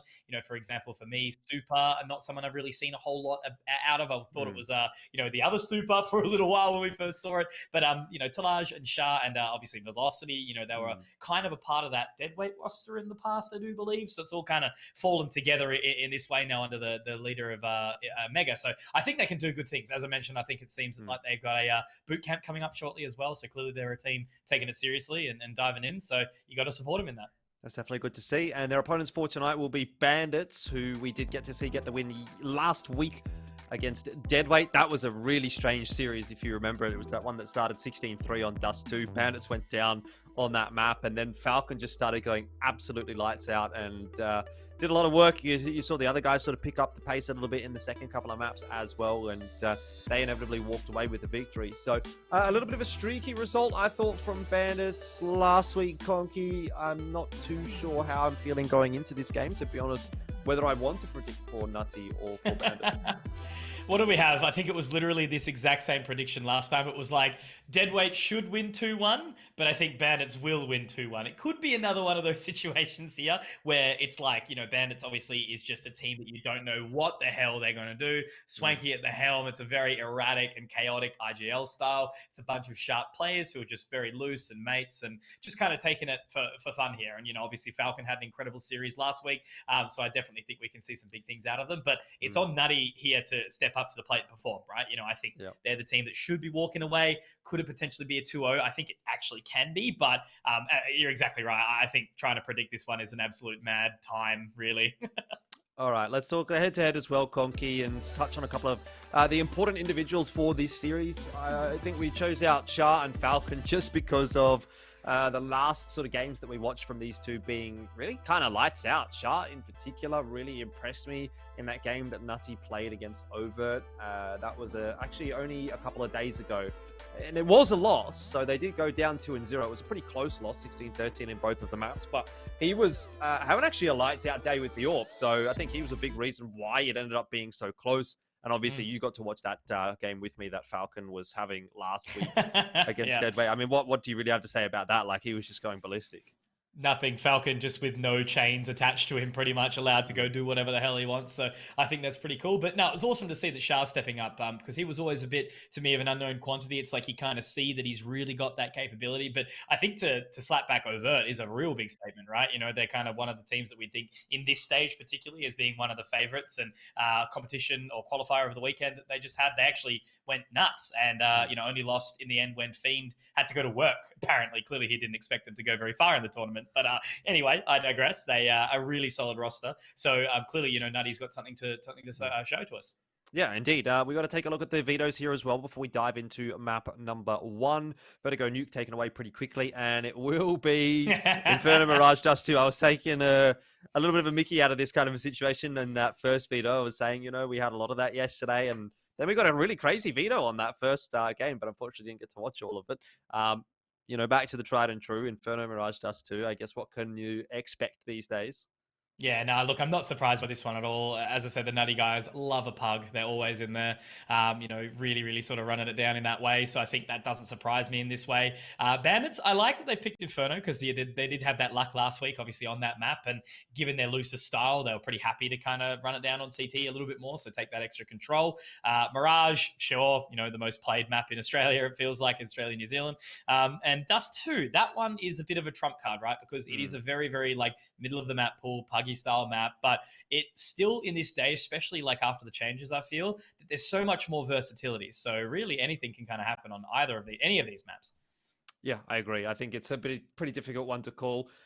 You know, like, I don't know which way I really want to lean on this one. I feel like Nutty as a roster have done a little bit more that has impressed me, but Bandits, I look at them and I think the individuals on this roster have a little bit more experience and in some aspects. So I see some positives on both sides of the field. I think I probably want to give the benefit of the doubt to Nutty Gaming for this one personally. I've been pretty impressed by Shah in recent times. I think obviously Super had that good performance last week, and I'm always a big fan of Velocity. So we'll see what they can do. It's time for us to jump into map 1, and you know, I guess we'll see whether or not I'm correct. It's Inferno to start things off, and look, this has been a map that we've seen Bandits on a lot. I feel like almost every time I'm casting one of Swanky's games, he's playing on Inferno.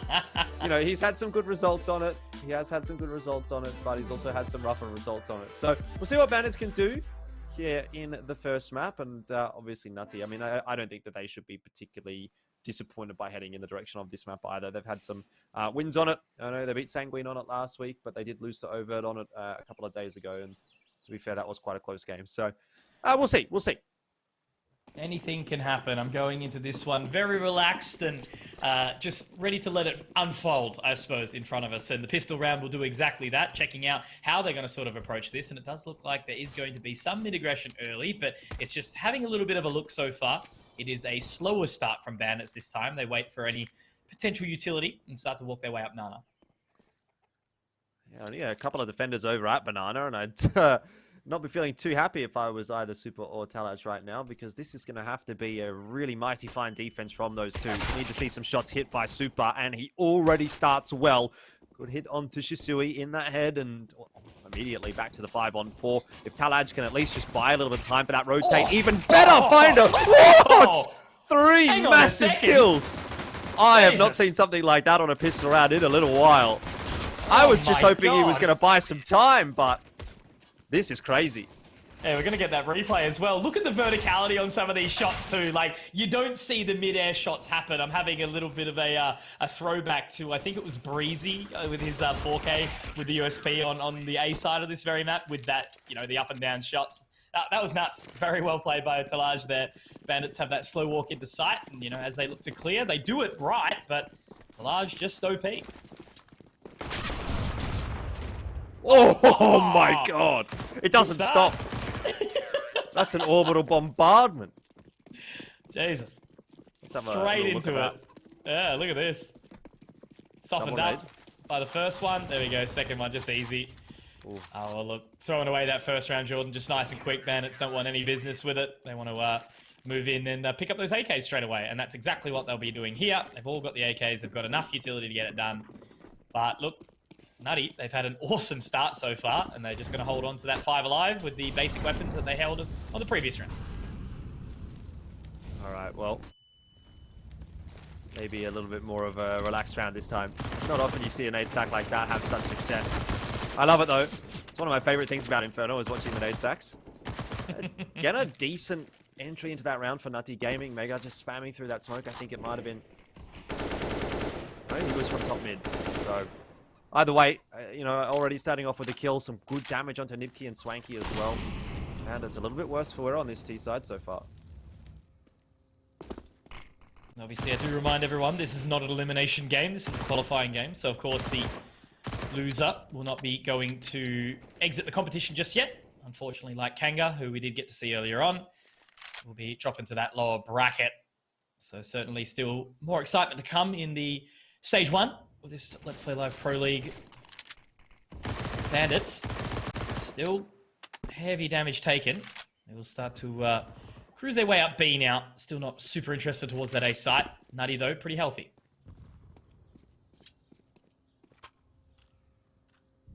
Not too much time left here. So if Nutty do call correctly with that rotate back to B, they might have been in a good spot. But in fact, they've actually over-rotated a little bit. Even Super's kind of trending back toward B, but the real offensive is coming toward A. Only 20 seconds left here, so timing is definitely a factor for Bandits. Mega, if he keeps his head down, maybe denies that bomb plant for just a second. Well, he steps up large with a FAMAS, no less, and does a huge amount of damage. Bandits are going to get the bomb plant down, yes, but Swanky's on 8 HP. Exactly right. I was almost certain for a second that Mega was going to swing up and manage to catch Swanky at the exact same time, but K9's going to tuck his way into grave, and I think Swanky, his position is what is the massive item here. They are looking for the boost. I don't think Swanky's actually spotted him. Unfortunately, the booty of Shah isn't quite big enough to stick out to that library position. There we go. He ain't thick, but he does indeed hit the flick. As K9 now starts to move up and try and holding it down. Will he get it? Not quite. And that's a kit up for Velocity as well, so he should have this round nice and easy. Yeah, nicely done from Velocity. I actually thought that was a pretty tough duel for him to win. I love this camera angle, by the way. Look at that from... is it Velocity? I think it's Velocity camera angle. Yeah, it is, yeah. You know, you really get the... you feel like you're in there. You feel like you're in there with him. It's definitely like a one of those driving simulator sort of thing. Yeah. Love it. Player cams have been such a treat. These last couple of seasons, getting it all through. Just seeing the emotion on how the players are sort of feeling always does kind of tell what we're seeing in the server at the time as well. But good tell for Nutty is that they have managed to make it through what seems to sometimes be the impossible, which is those first 3 rounds. Swanky, though, a very nasty shot back onto Velocity. Shah doesn't quite want to pick here, and obviously investing into that AWP, it is a big, big buy. And an interesting one at the exact same merit, right? Obviously, they all went down, they had to reinvest, and doing it straight into the pistols can always be dangerous. Salaj need to be a little bit wary, doesn't he? But backs off. Bandits are getting some decent damage done in a lot of these rounds, though, so it's not as if they're just getting completely shut out of the map so far. 3-0 scoreline. I mean, it's definitely not out of the woods just yet for Nutty Gaming, particularly with the money being so low. Falcon. That's a bit of an unfortunate little one for him. Tries to duck back around the corner, but there's a molly preventing that, so he does go down for free. I think his ego's weighing a little bit heavily on this series as well, right? You know, he had such a solid one last week. Definitely some standards to sort of sit up to. I'm liking Supar's setup as well. Very, who am I thinking right now? Oh, God. This is going to annoy me actually now. Close. Up on the screen. Used to play on Space Soldiers. Zantara. That's the one. Very, very close up to the screen there with the keyboard and mouse under the monitor.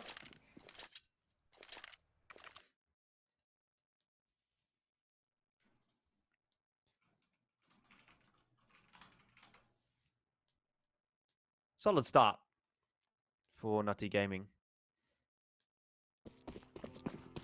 But this will be another big round for them. Gun round to come here for Bandits.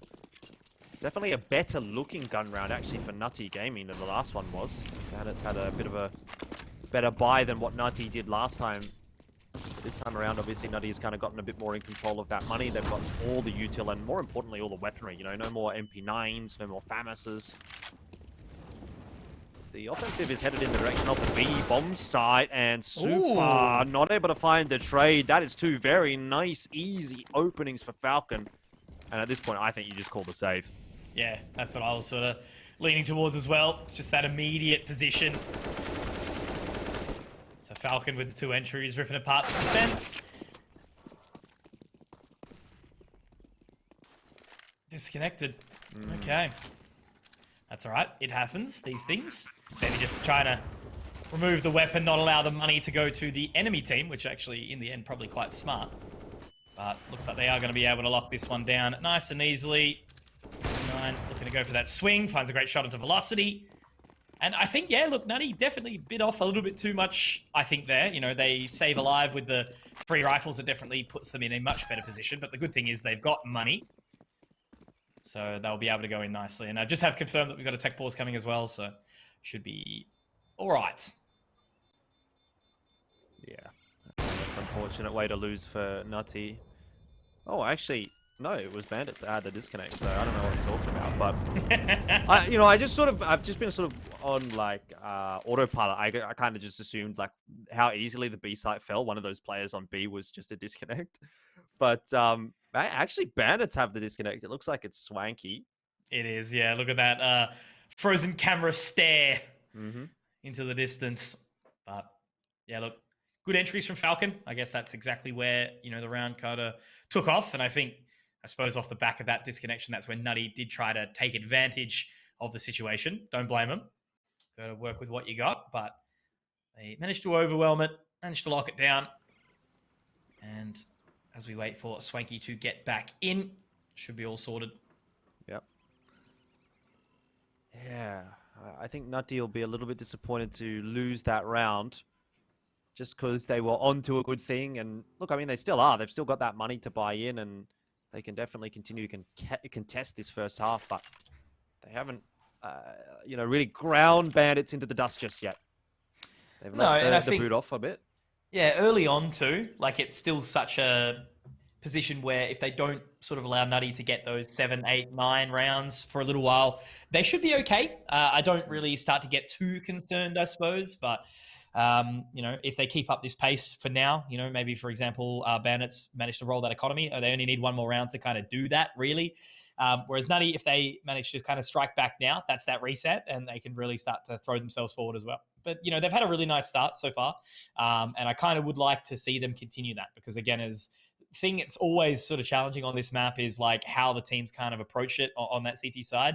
And if we get to see some, early control and dominance from Nutty, I think that'll really sort of say that they have earned that spot into the next stage. And I think, given what they've been doing, they probably deserve it. So, Bandits, it's awesome to see them play. It's awesome to see them have a good run, but you always want to kind of back those teams that are really kind of giving it their all as well. Yeah, definitely. Looks like this is going to be a pause that'll last a little bit longer, so you get to look at our lovely faces, although mine's struggling a little bit. Tends to be the case. I blame the rain here in Sydney, to be honest. Yeah, geez. It feels like it's been permanently downpour for like 2 weeks. Yeah, it has been. It hasn't been raining too much today, though, so I'm not sure. Maybe I don't have an excuse here. Based on what we've seen so far, how you got it kind of feeling about this series? It is looking like Nutty definitely is out here to play. They're warmed up, they're ready to go. Bandits a little bit of a slower start, which is kind of unfortunate as well, because it is Bandits map choice, right? And they're starting on the T side, which is the side where you can really sort of dictate things if you're kind of rolling quite nicely.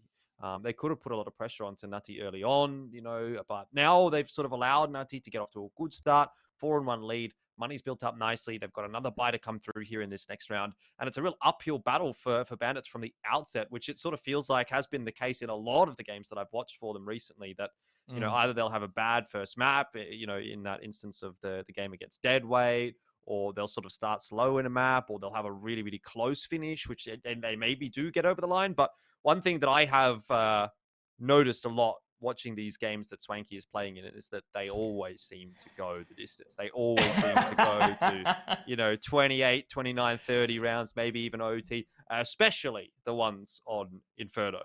Yeah, Swanky's a player that has been widely renowned as being able to get into the other team's head, I think, quite easily. It's like you never really expect what's kind of going to be coming out from him. And yeah, that's always, at least that's something. It's like the inconsistency from him is consistent, right? You know, it's not like he's ever doing something that's like, oh, why did he do that one round? It's like he takes a different approach to the game. And it does, as frustrating it is to be on the receiving end of it, it can be very entertaining for us, especially when we're in the caster seat. But we are back into the game now, which is beautiful. And the only thing I was thinking as we were off on that pause is, remember Dust 2 from last week when they were like, how did that even get into the pool here? Well, that's where we're ending if we get there. Yeah. I think Bandits might not be feeling too confident going into that map based on the conversation we had with Swanky earlier on in the week. Bandits definitely struggling on it. Maybe they have worked some things out, though, in the last week or so. Not an amazing start to Nutty for this round. Super goes down early on in the piece, and Shah with that AWP, I mean, he's going to look to try to bring things back a little bit for his side, but lost full control of Nana. Looked like the flash was just a little bit too late. They have got another one, though, which is great news. It looks like Nibki was indeed ready for it, but Talaj gets the smoke down, but he's got two members running at him. He goes for the high ground, and it's actually going to be paying off for him here. Going to just reposition, waiting patiently now. Another flash goes up. He can actually get the hell out of there. Good trade out in the end, however, from Shah, but I think Mega's positioning here. Falcon's actually having a little bit of a sticky deck, though, over towards the second mid position, knowing that there could be a potential forthcoming play. And in this position, he is solid to rock, but it's going to allow the rest of the Bandit side to keep wrapping around towards this A site, and that could mean dangerous times for Velocity, but they are completely gambling on this A site. I don't know how this is going to go. What's the go here? Talaj spotted out. If he gets found, I don't know what's going to happen. That's such a big duel to win for Talaj. Even though Velocity goes down, you'd still have to say this round probably leans on Nutty. Mega, he had a big opportunity there, but he wasn't able to land it. And now Talaj, well, 1-on-2. It's swung back on its head again. He's making a lot of noise.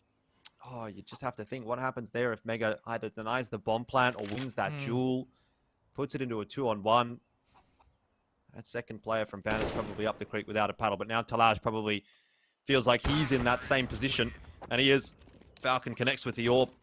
Nutty Gaming, I think, will be a little bit disappointed to drop that round as well. That was a very close one. That was a touch-and-go one for Bandits, but it's a good one to get it over the line. It's definitely one of those catch-22 rounds, right, where you sort of think about it. Should Mega have potentially waited a little bit longer for Talaj to come around? You know, both members were low. There was always that sort of opportunity. Have we lost Nibki now? I think we have. Oh, no, never mind. He's still alive. He just had his head in his hand. That's okay. So it's a crosshair issue, apparently. So we'll get that sorted. A couple of console commands to come through, sorted out. But yeah, look, I always sort of wonder in those situations is, you know, you see a teammate try to get a little bit aggressive, try to sort of catch them off guard, but K9 was in the perfect position. He managed to lock him out, and ultimately that was what won out the round for them. So far, Nutty looking slightly disconnected, but it shouldn't be a long-term kind of last at this point in time. I definitely think they've still got the juice to keep going. But now with this potential eco situation, that'll be the question. What does their money look like now? Not too good. Have to see when we do jump back into game, but yeah, I can't imagine there was enough to put together a proper buy. You might be able to see a couple of pistols here or there. Still got that pause. Looks like we're ready to go. Talaj has already invested a little bit, so I'm wondering if we're going to get some more investment from the rest of the lads. Looks like Deagle Armor on most might be the play, just to get things back in line. Shah saving a bit more cash for the AWP. And obviously Mega and Velocity, well, they didn't have the money to invest to begin with. So money's just sort of getting back in line here for Nutty Gaming, putting a bit of extra firepower on those guys that had enough to invest, and for those that didn't, and they just have to sort of roll in with the USPs. This is where we're going to start to see Bandits come back into their own on the T side of Inferno. Nibki, absolutely ready for that one. Little bit of a one-way gap. Swanky picks up another as well. But as we can very much see here, just a nice and easy round. Bandits, it's their goal to just not lose anything here. Falcon's picked up the AWP, so he's actually having a pretty decent start so far in that recovery. It was very much just like Nutty looking super strong in those first couple of rounds, but Now it's getting a little bit awkward. Shisui does manage to find the sole member towards 8. And now it's onto Velocity. Nothing really for him to save here. You know, he's got no Kevlar to back him, so he may as well run down and see if he can find an exit and then mosey on into the next round with that full buy. Yep. Give it a crack. Not going to be able to find a weapon up on the top of Banana. He's really looking for it, isn't he? Where's the hunt? Oh, can he get it? It is. I don't know if he can get that. How long is he going to spend trying? That'll be the question. There you go. Now there's a smile. Oh. It's made even funnier with the keyboard cam too. Yeah, exactly. Vibrating. Oh, he's trying to shoot it out now. They know. Oh, this actually. Oh, he's got it. He's done it. What a play. That actually might be the most clutch thing I've ever seen on Inferno. And I've passed a lot of Inferno. Look, there was the... Oh, no, he's lost it. Velocity. Oh. After all that, I was going to say, you know, 15-11 comeback in the Boston Major, or Velocity saves AK out of the side of Banana. You choose. Or Rush 1 versus 4's order at IEM Sydney. Ah, yes. That's another one. Oh, man, I still remember doing the old... what was it? I think it was Order versus Greyhound Inns 1 versus 5. Now, that's how far we're going back. IEM Sydney quals. Yeah. Beautiful stuff. Inferno's just had, like, it upsets me how much I hate playing it. Because it has had so many incredible moments. Happy's Eagle. Yeah. Yep. That's old Inferno, though. It is, yeah. Back when getting 2 T rounds was an accomplishment. Falcon, he accomplishes 1 in finding out Talaj first of all, but looks like Shisui is pretty keen to kind of move on up. And now Super, now this is aggressive. This could potentially be the play if he makes a bit of a move forward, but they're actually going to get the hell out of there. So the rotation starts to come in. But now Nutty can kind of settle and send away back 2 to 2 on each side. Okay, 9. Pretty important duel for him there and not going to be quite converted. Now it's Velocity trying to survive. He can't. Nibki gets the head. They get inside of the smoke, though. Perhaps going to be the smoke criminal this round. He'll actually allow the T's to go past him. And this could be 2. This could be 2 kills down. A bomb denied. Bomb dropped.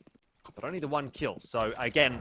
sort of are finding ourselves in a position here where Nutty has to try and clutch, and Sharp, he is unable to retain control of his head. Still kind of keen for it. Didn't see if there was a kit down earlier, but if he does clear this site position, but it's always that, you know, thing in the back of your mind. Is pit clear? How's it looking?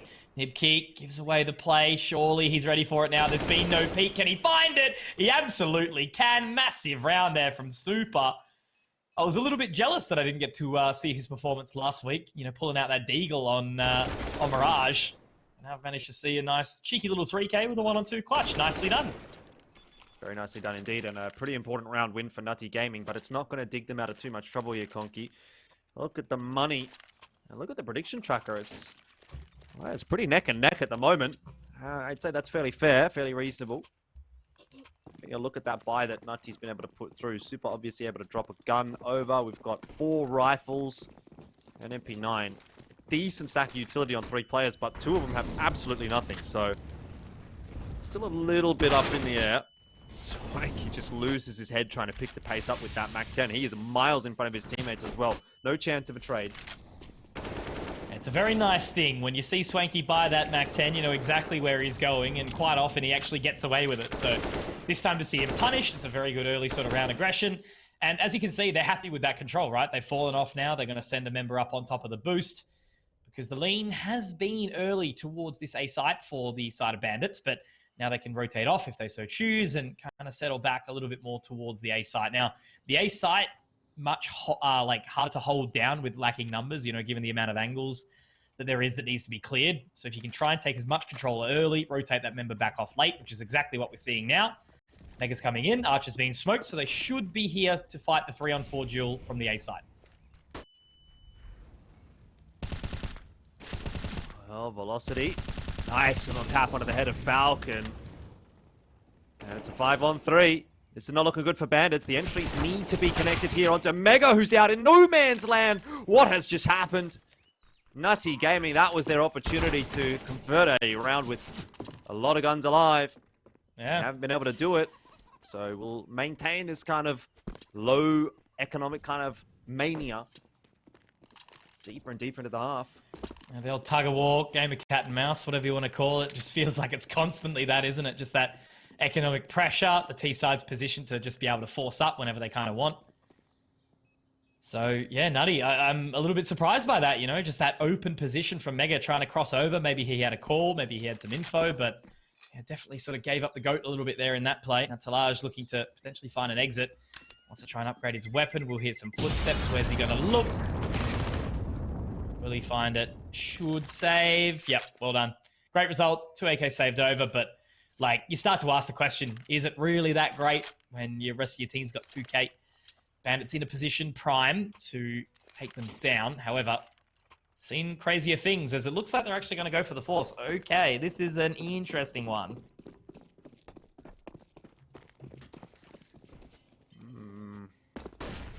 Don't know how I really feel about this one. Yeah, I don't like it. I don't like it at all, to be honest. If it goes wrong, their half is going to be in a shambles.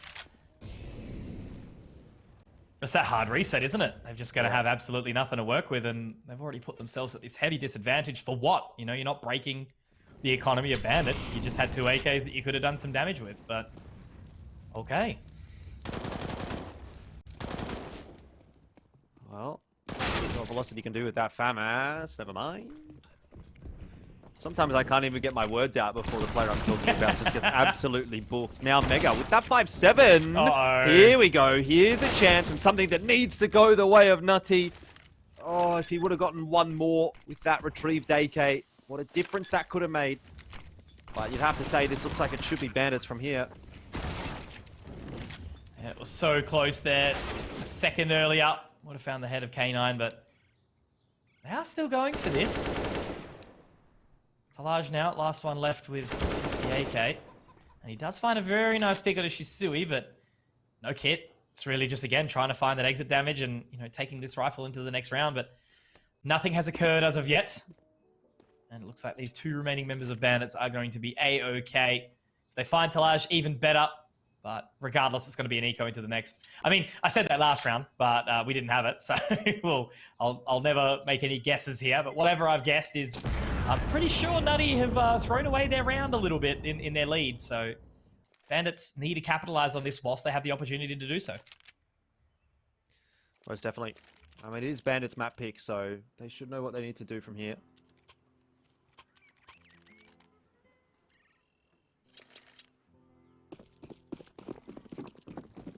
5 apiece. Got the AK for Talaj. What is he going to be able to do with it? There's one flash here for Mega to try and maybe send him into somewhere. Looks like it'll be aggressive play through carpets in towards maybe second mid. I don't mind it from Nutty Gaming. They need to sort of get a little bit out of the box here. Do something a little bit unorthodox. K9 deals with it pretty nicely, although Mega was able to feed the AK and get back out with it. I'm not sure how much of an impact he's now going to have.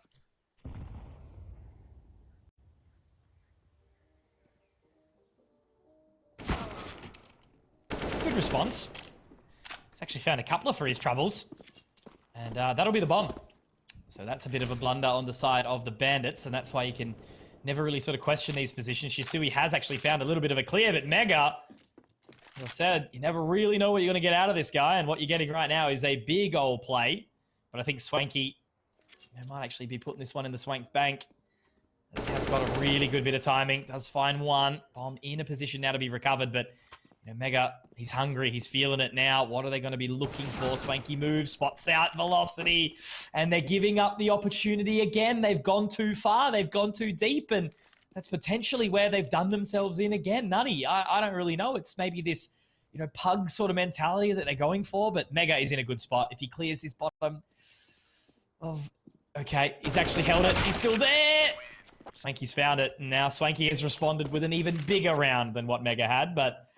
Yeah, I don't know, Jordan. I feel like, honestly, Nutty is literally just kicking themselves over and over and over again in these last few rounds. Yep. Have to agree. Did start off so nicely for Nutty Gaming, didn't it? And now Bandits with 6 on the T side, looking for a little bit more. They've already put together a pretty good first half for themselves. Shah hasn't really been given the opportunity to get rolling with the AWP, and he was so pivotal in their game last time I watched for Nutty. Not that they won it, but he was having a really, really good time. He was hitting some absolutely nutty shots. Pardon the pun. Well, the one thing I can actually just take out of that early round peak so far is the fact that Shah actually left instead of going for that duel the second he saw, like, you know, 3 people Nana. He didn't try and take the fight. He got the hell out of there. How many times have we seen people just lose the AWP immediately? So a good start here. You know, that equalization of damage means that they've found Falcon, and obviously Shisui and Swanky still very low. So Bandits, whilst they do have an opportunity to walk in, CT has 2 members inside. Shah now repositioning. Looks like they're actually setting their sights towards this A position, just leaving the 1 member again in Shisui to kind of lurk. Oh no, it's Nibki this time rather. Nibki still got HP, can still make something happen.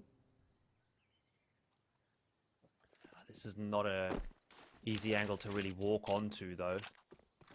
He's not going to be able to find much if he just tries to play contact into that B bomb site. He'll need some teammates there with some util. You are right, though. Now he knows Shah's now. Starting to look behind. He's got a bit of an idea. He certainly has been given that comm that Archside is dirty, so there could be a player coming through CT spawn, and he's definitely spotted Swanky now. Hasn't taken a shot just yet. The door is open, though, for Nibki. All he has to do is get 1 entry onto that bomb site. Talaj hiding behind U-Box. He's going to find himself 1, maybe 2. Not quite, but he's done enough. Numbers advantage most definitely there for the CT side for that retake, and this would be an absolute miracle if Shisui was able to pull this one off. 16 bullets left in the chamber. They did line up, but you there almost still saw would have been 1. Oh, that was close. Yeah. I saw it potentially happening, though. Yeah, you always do. When they get that first frag, it's like, oh, you kind of almost start cheering them on, really. But no, well done. Good trade, good response. And I think that was just, yeah, a much better orchestrated round from Nutty. That call, whoever made it, that Archside is dirty and that motorway smoke goes down. It was a very, very big reaction. Shah took matters into his own hands. So a nice round from them. Nutty, bring it back. Tied up scoreline now. This is a decent CT side from them so far, but yeah, again, it feels like they had so much more given the way that they started this map.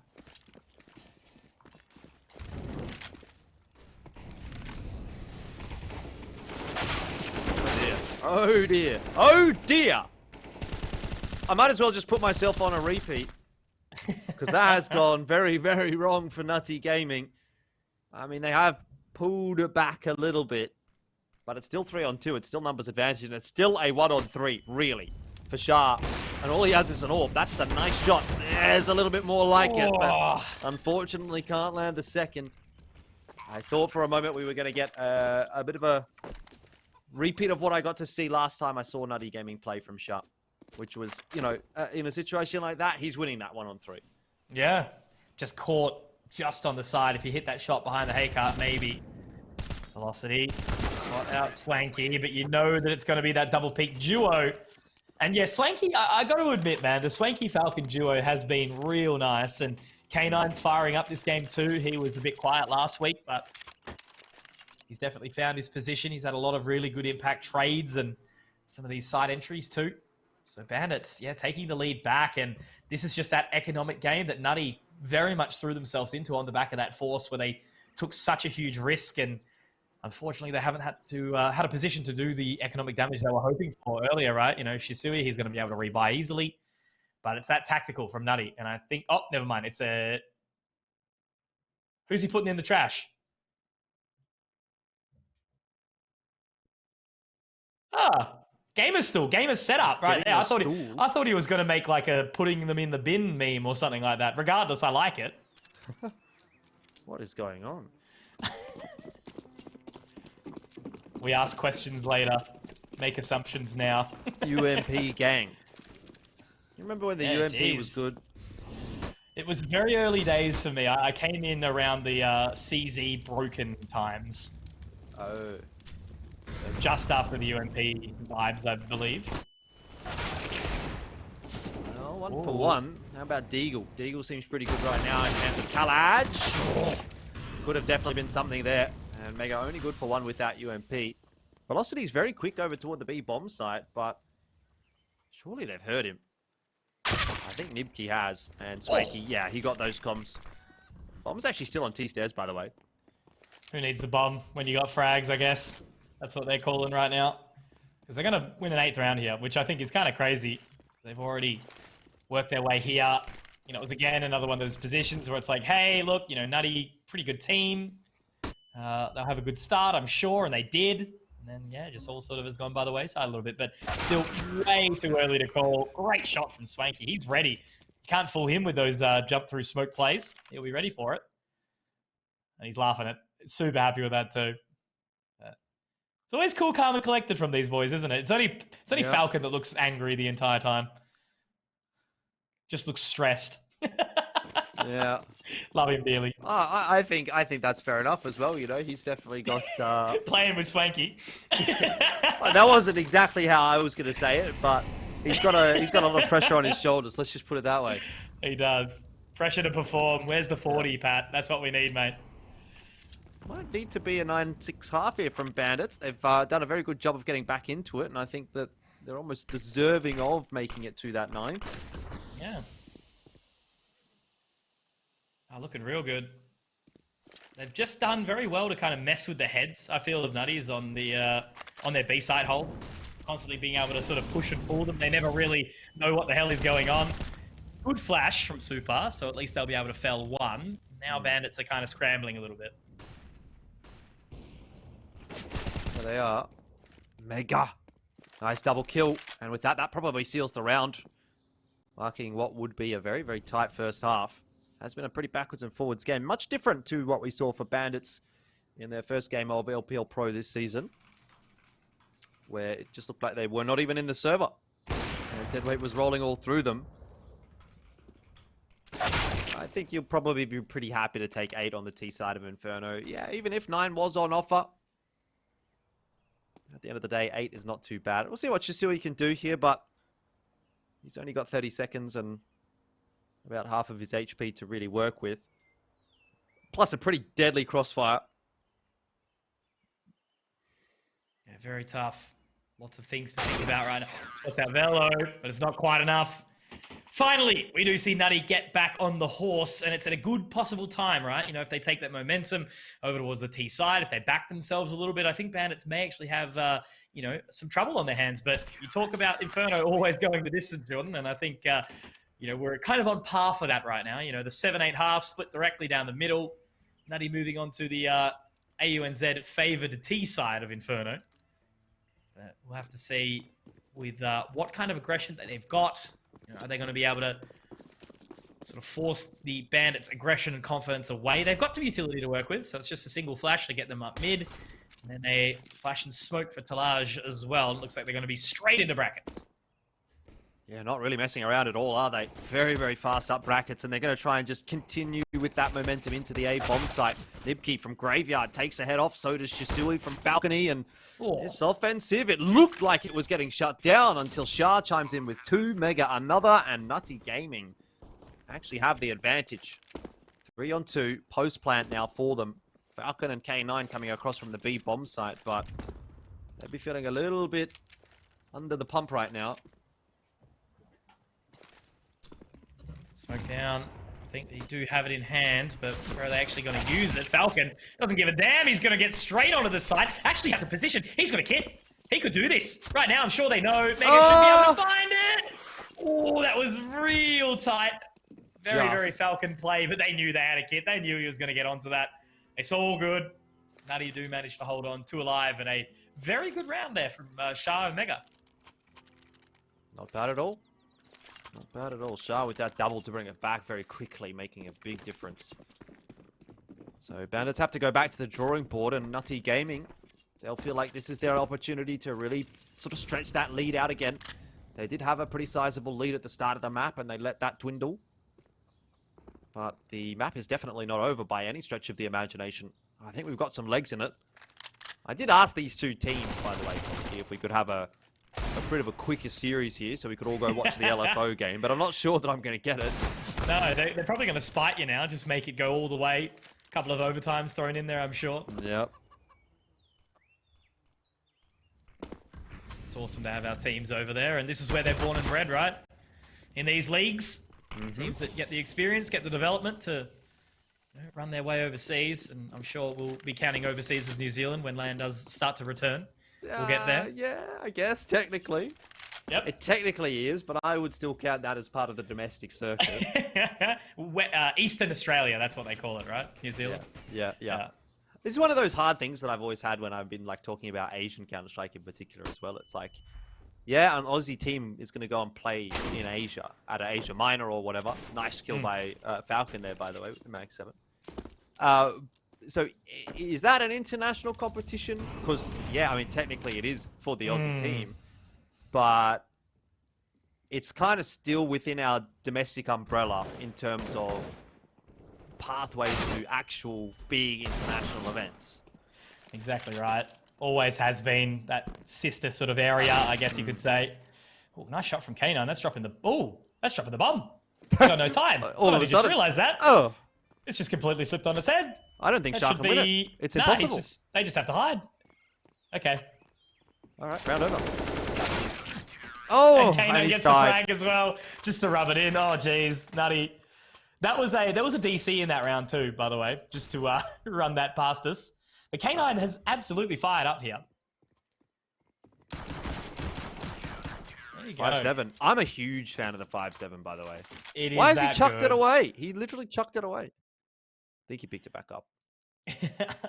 Well, we'll use this tactical as well, because I just wanted to sort of touch on that. As it was super funny. I remember my first quote-unquote international event casting was actually in the LPL studios. And I was telling myself, I was like, man, I'm flying from like 9 hours away. It's international. That is it international. Mate, that's longer than it takes me to fly to China, all right? Yeah, it did, yeah. Yeah, and that's when I was like, when we were heading over to China, I was like, man, I'm going to be there first for once. It was really weird. I mean, the West Australian life giveth, and it taketh away as well, I think. It does. We're on our own little island over here. I was always really jealous of Ian when we would be going to like Malaysia or something for an event, or China or whatever.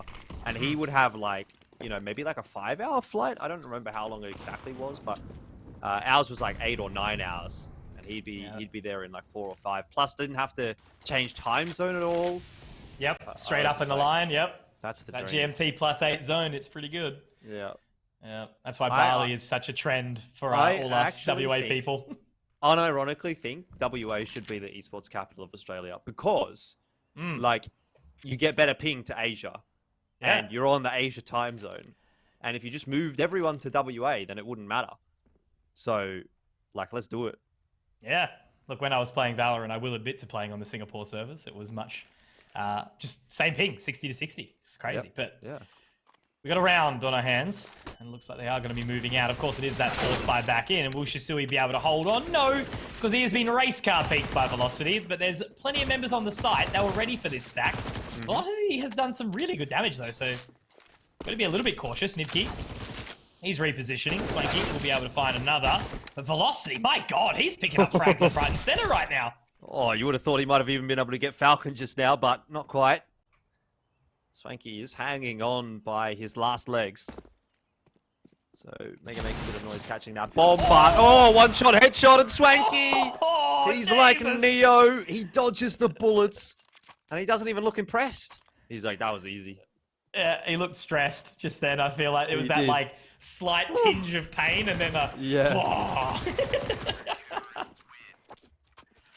well, it's chaos. Exactly what I expected, right? Like Bandits are getting away with it all.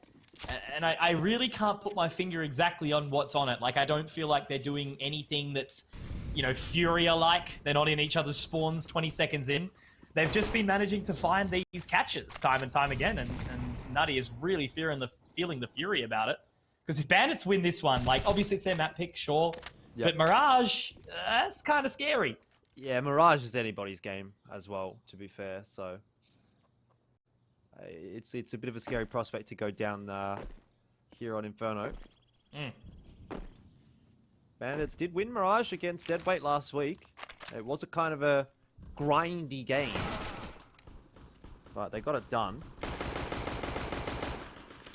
And I feel like the more we're watching them here on Inferno, the more solid they're starting to look. They're slowly kind of getting into it.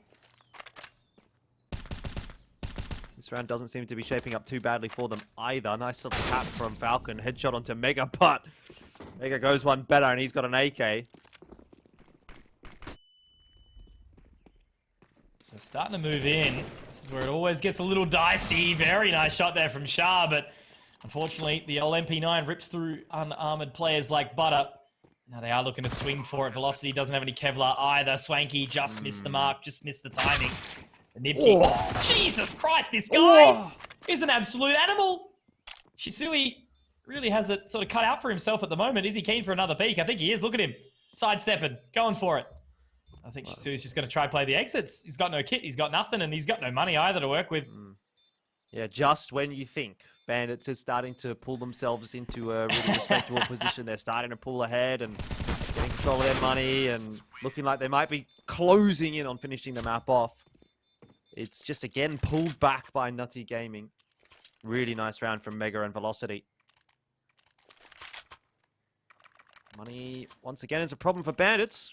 We'll see that Mag 7 out. It's a full force buy from Bandits. So they get an AWP on Swanky. And apart from that, it's kind of lacking anything. I mean, I love the Mag 7. I'm a big fan, but it's not normally the gun that's going to win you a round. Ooh, that was close. A tag through the wall, by the way. It was. Falcon definitely playing with fire. As is the Inferno run. Yeah, but yeah, Velocity, he has been so impressive with these impact frags so far. You know, not sort of overly carrying by any means, but he's definitely been getting the job done time and time again. Need to keep an eye on him as the rounds continue on. So Falcons jumped up on top. Looks like they're not overly keen on towards this B site anymore. They have got their way into brackets. Nibki, oh, he's just a tiny amount off there. But looks like there is going to be 3 members to Boogie. Who's got what, though? Swanky's got the AWP. Seen him pull it around. Archie's definitely playing with a little bit there, but looks like he'll still be able to hold it down. And Nibki and Shisui find a couple of nice shots, but Shah will trade. It's now a really awkward one for Nutty Gaming trying to take this A side. Yeah, this is not really the kind of round that you can be affording to lose as Nutty Gaming. If they wanted to find a win here on Inferno, these are the rounds that you 100% of the time need to be converting.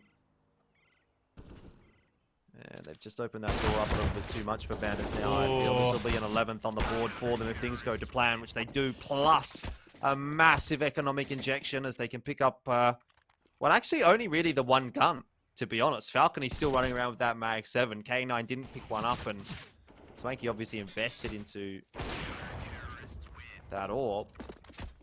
So it's maybe not as big of an economic injection as what it could have been, but I guess you'll take it.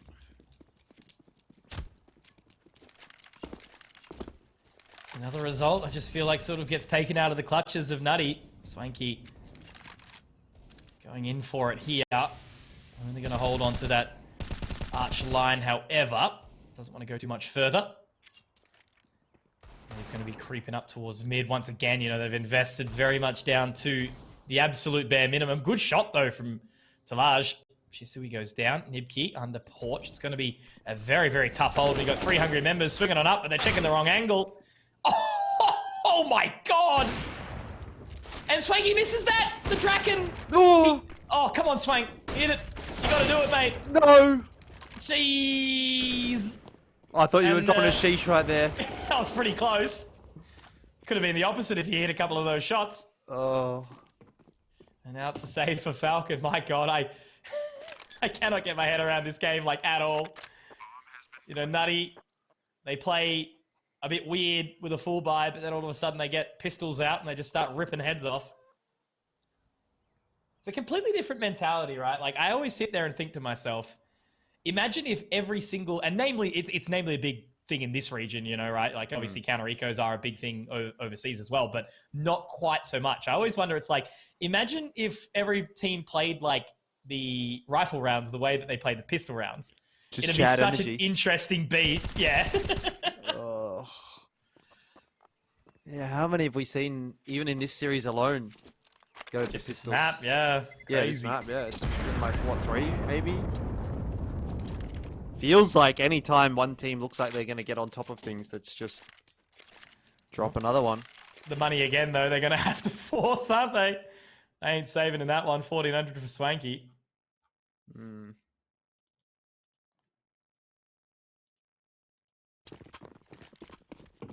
There it is. Here we go again. Forced by Mania. Who will break the curse? That's the question.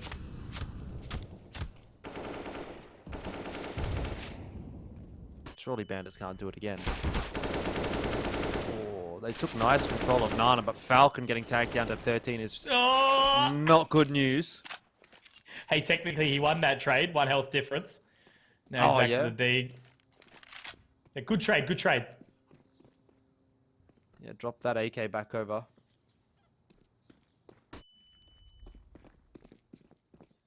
So a bit of a late walk, reflashing their way into Nana. It's a very, very heavy lean. Only K9 playing that solo run. On lockdown B, and 3 hungry members so far making their way up from Nutty. Bandits definitely running some form of gamble here towards that A position. Falcon will begin the rotation, and there is a Wild Swanky not too far behind him if he does so choose. Coffin smoked. Falcon will get down another. Good timing. I don't think it's super good, though, the smoke from what I can see on that minimap. And they've heard no footsteps either. Falcon starting to moonwalk away. Who second guesses themselves here? I definitely think it is going to be Bandits that lose the mental game here. Utility starts to go over, and they send it in. That said, K9, he's got the AK available on the site. Flashed in! No! Only gets the 1. They did line up a little bit for him there. That could have been a huge play for Bandits. Now you'd have to say, though, it should be wrapped up pretty cleanly by Nutty Gaming. Just looking for exits here, Bandits. Maybe a gun or 2 can be retrieved. And the money's still kind of low for the T sides. So it's actually relatively impactful to find a kill or 2 here. And Shisui's got himself an AK, but the question is, can he get out? Looks to be okay, down Banana. So that's a little bonus. Yeah, good result there in the end, I suppose. But finally, the curse has been broken. I was going to say if there was potentially some further financial damage there from the Bandits, maybe, but given the fact now that there is just nothing that they're going to be able to throw back into this round, they're going to have to fully eco. Falcon has got the AK. He's going to buy some Kevlar to back it. So I don't mind that, but the rest of them obviously are just going to have to fully save. 2 Kevlar members. Crazier things can happen here, but realistically, this should very well be Nutty's round. However, it's just so close for comfort, right? You know, even if Bandits lose this one, they've still got another couple of opportunities. But the good thing is for Nutty, they've started to stack up that economy, and it's looking real good. But there you go. There's that play. Shah, he's walked down a little bit solo. He gets spammed through. Nibki gets the info. Oh, Shisui, if he baits this could be massive. 1. Okay, 1 and done. Still not awful. The Swanky has to get out of there, and no equipment really here to try and lock it down. Well, they're out onto the A bomb side, or at least they're trying to get out onto the A bomb side. Apparently, the USP is keeping the buffet. Swanky's going to be forced to take that fight, but K9... He's got a Zeus! He's got a Zeus! And Falcon's on the angle as well. This cannot possibly go worse for Nutty Gaming, can it? Molotov in, Super forced to peek, and Falcon! He's going to win it! It doesn't stop. What are you doing, man? I can't believe this game. The worst part is I can. I think it's like I've really been trying to kind of slot in, you know, playing a fair bit more lately, and inside Challenger, there's like a lot of other players that are, you know, these players that are playing in these matches, and you get to experience it all firsthand, and yeah, it definitely is an experience, an interesting experience. But I think, look, you know, we've got so much to play for this year. I definitely think there's going to be a bit of a choke to kind of force each other's improvement over time. So I'm still hopeful for where our players are going to get. I'm hoping for a bit of semblance of normalcy in this game. Try to get my words out. It's a bit of a struggle. 3rd day casting in a row. Gets like that. It does, it does. Do you have another tomorrow as well, or no? No, I don't have. Nah, break off tomorrow. Beautiful. Lucky. Oh, got a bit of international on. Should be a nice couple of nights of watching. Just good Counter-Strike all around. Yep. We'll definitely be looking forward to that. Starting tonight. LFO, we'll see what they can do, but that's a discussion for a little bit later. They are reigning champions. We miss them. Yes. Although I suppose they wouldn't be really playing in this stage. They'd be awaiting in stage 2. But Shisui starts nicely in the round, and Swanky just trying to find a bit of an off angle. Can't get much done, but Shisui's good for 3 before he eventually runs out of bullets and does fall. Rotation has come across. You say uh-oh, but I still think Nibki's in a great spot to just win this round. They probably don't expect another player to come through from Pit, and he gets the timing right. Does win it in the end for Bandits, and they'll go up by a couple of rounds. But if that is anything to go by, we can't draw too many conclusions from it. Because so far, every time we've seen Bandits get to a 2-round lead, they have dropped the subsequent round. I've just realised as well that Falcon's cam's frozen. Is it? I thought he was just... He was just stone cold. Nah, yeah, I reckon it's frozen. Killer. That's so funny. But again, how many times? Nutty on an eco. No money. It's all gone. Bandits keep managing to do it. Swanky, no, not again. I don't think I can handle any more of these eco wins. Shisui needs to be careful. Molotov is good. Keep them at bay. Oh, Falcon, what? though. Oh, Falcon's had enough as well. This is getting He's pushed really banana chaotic. Yeah, on he's an down anti-eco. there. He doesn't Through care. 2 smokes.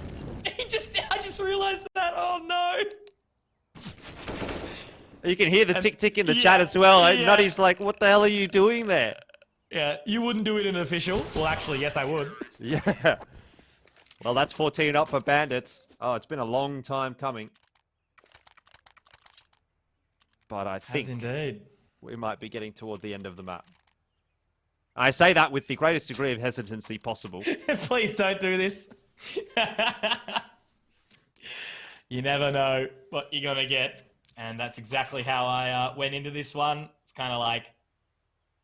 It's not even relaxing on the cast itself. It's just relaxing in my expectation because I prefer to be surprised than these.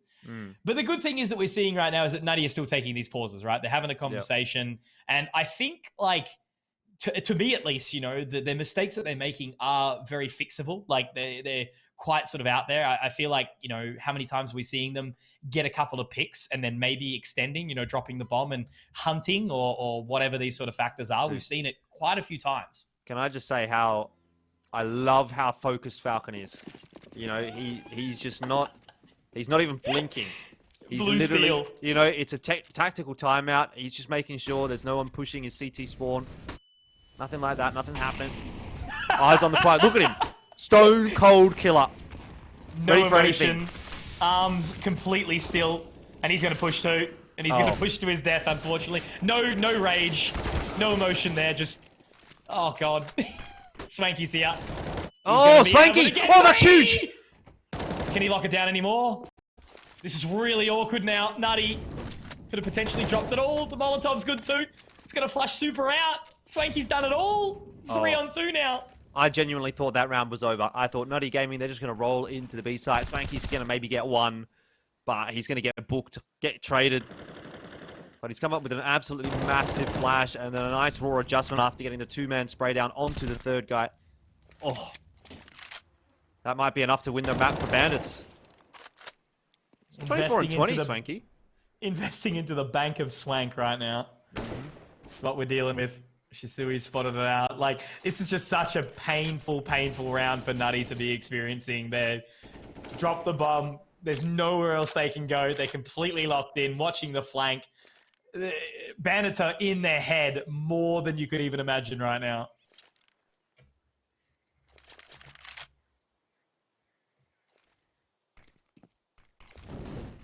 I kind of want Swanky to get the ace. Oh, never mind. 15 seconds. If only they keep the round composed here. They have to play an A. There's nowhere else they can go. They've just got to live right now, the Bandits. Looks like they're going to take the fight anyway. Shisui, connoisseur of shooting players in the back. Very happy with that one. 15-11. And Nutty Gaming, while they've fought hard on this map, they've just lost out one too many times, and it seems to have kind of toppled over the edge.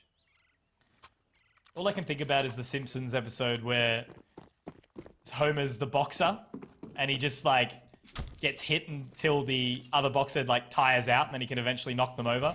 But Bandits is the really tough guy that doesn't run out of stamina.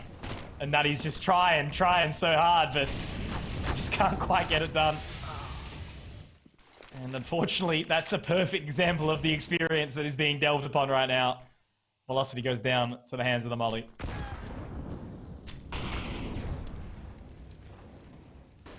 Still not over and done with just yet. Nutty Gaming trying to make something happen here. Nibkey, he'll fall. And we're back to a 4-on-4, so let's not get too far ahead of ourselves. And this game has definitely dealt us different factors. A surprise, an overtime on the cards, perhaps.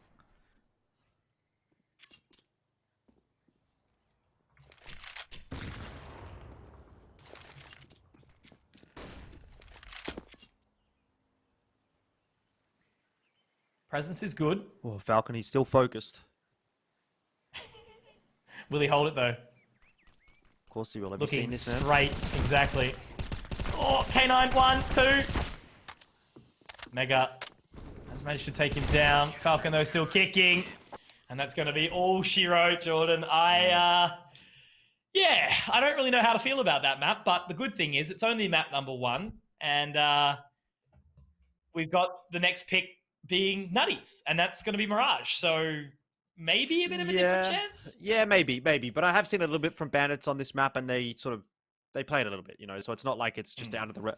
It's not like this is going to be straightforward for Nutty at all. I think they're going to have to work really hard. Bandits, though, they'd be pretty happy with that win. Obviously, a bit of a tough start to the map, but once they got the ball rolling, first half, they managed to get it over the line comfortably. Into the second half, it sort of seemed like, again, it was a bit back and forth and a bit awkward, but once they kind of got that momentum flowing in their direction, they were able to finish things off pretty comfortably in the end. So a few little things I think the Bandits can work on, but we'll have to talk about that in just a minute. It's time for us to take a break. Map 2 is coming up next.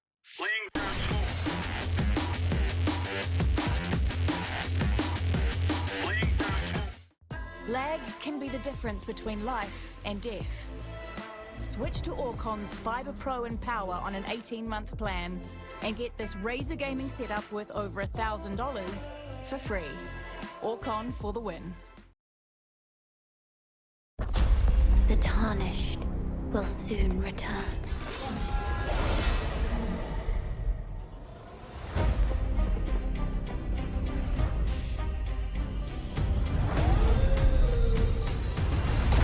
Someone must extinguish thy flame.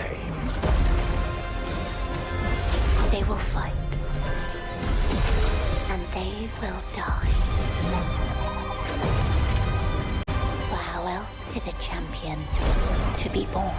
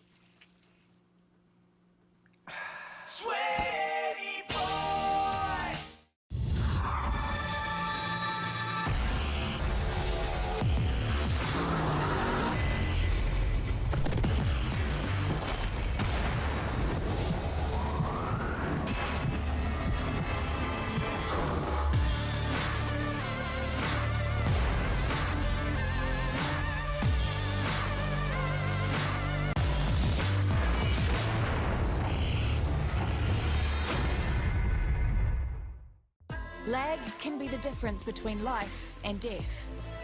Switch to Orcon's Fibre Pro and Power on an 18-month plan and get this Razer gaming setup worth over $1,000 for free. Orcon for the win.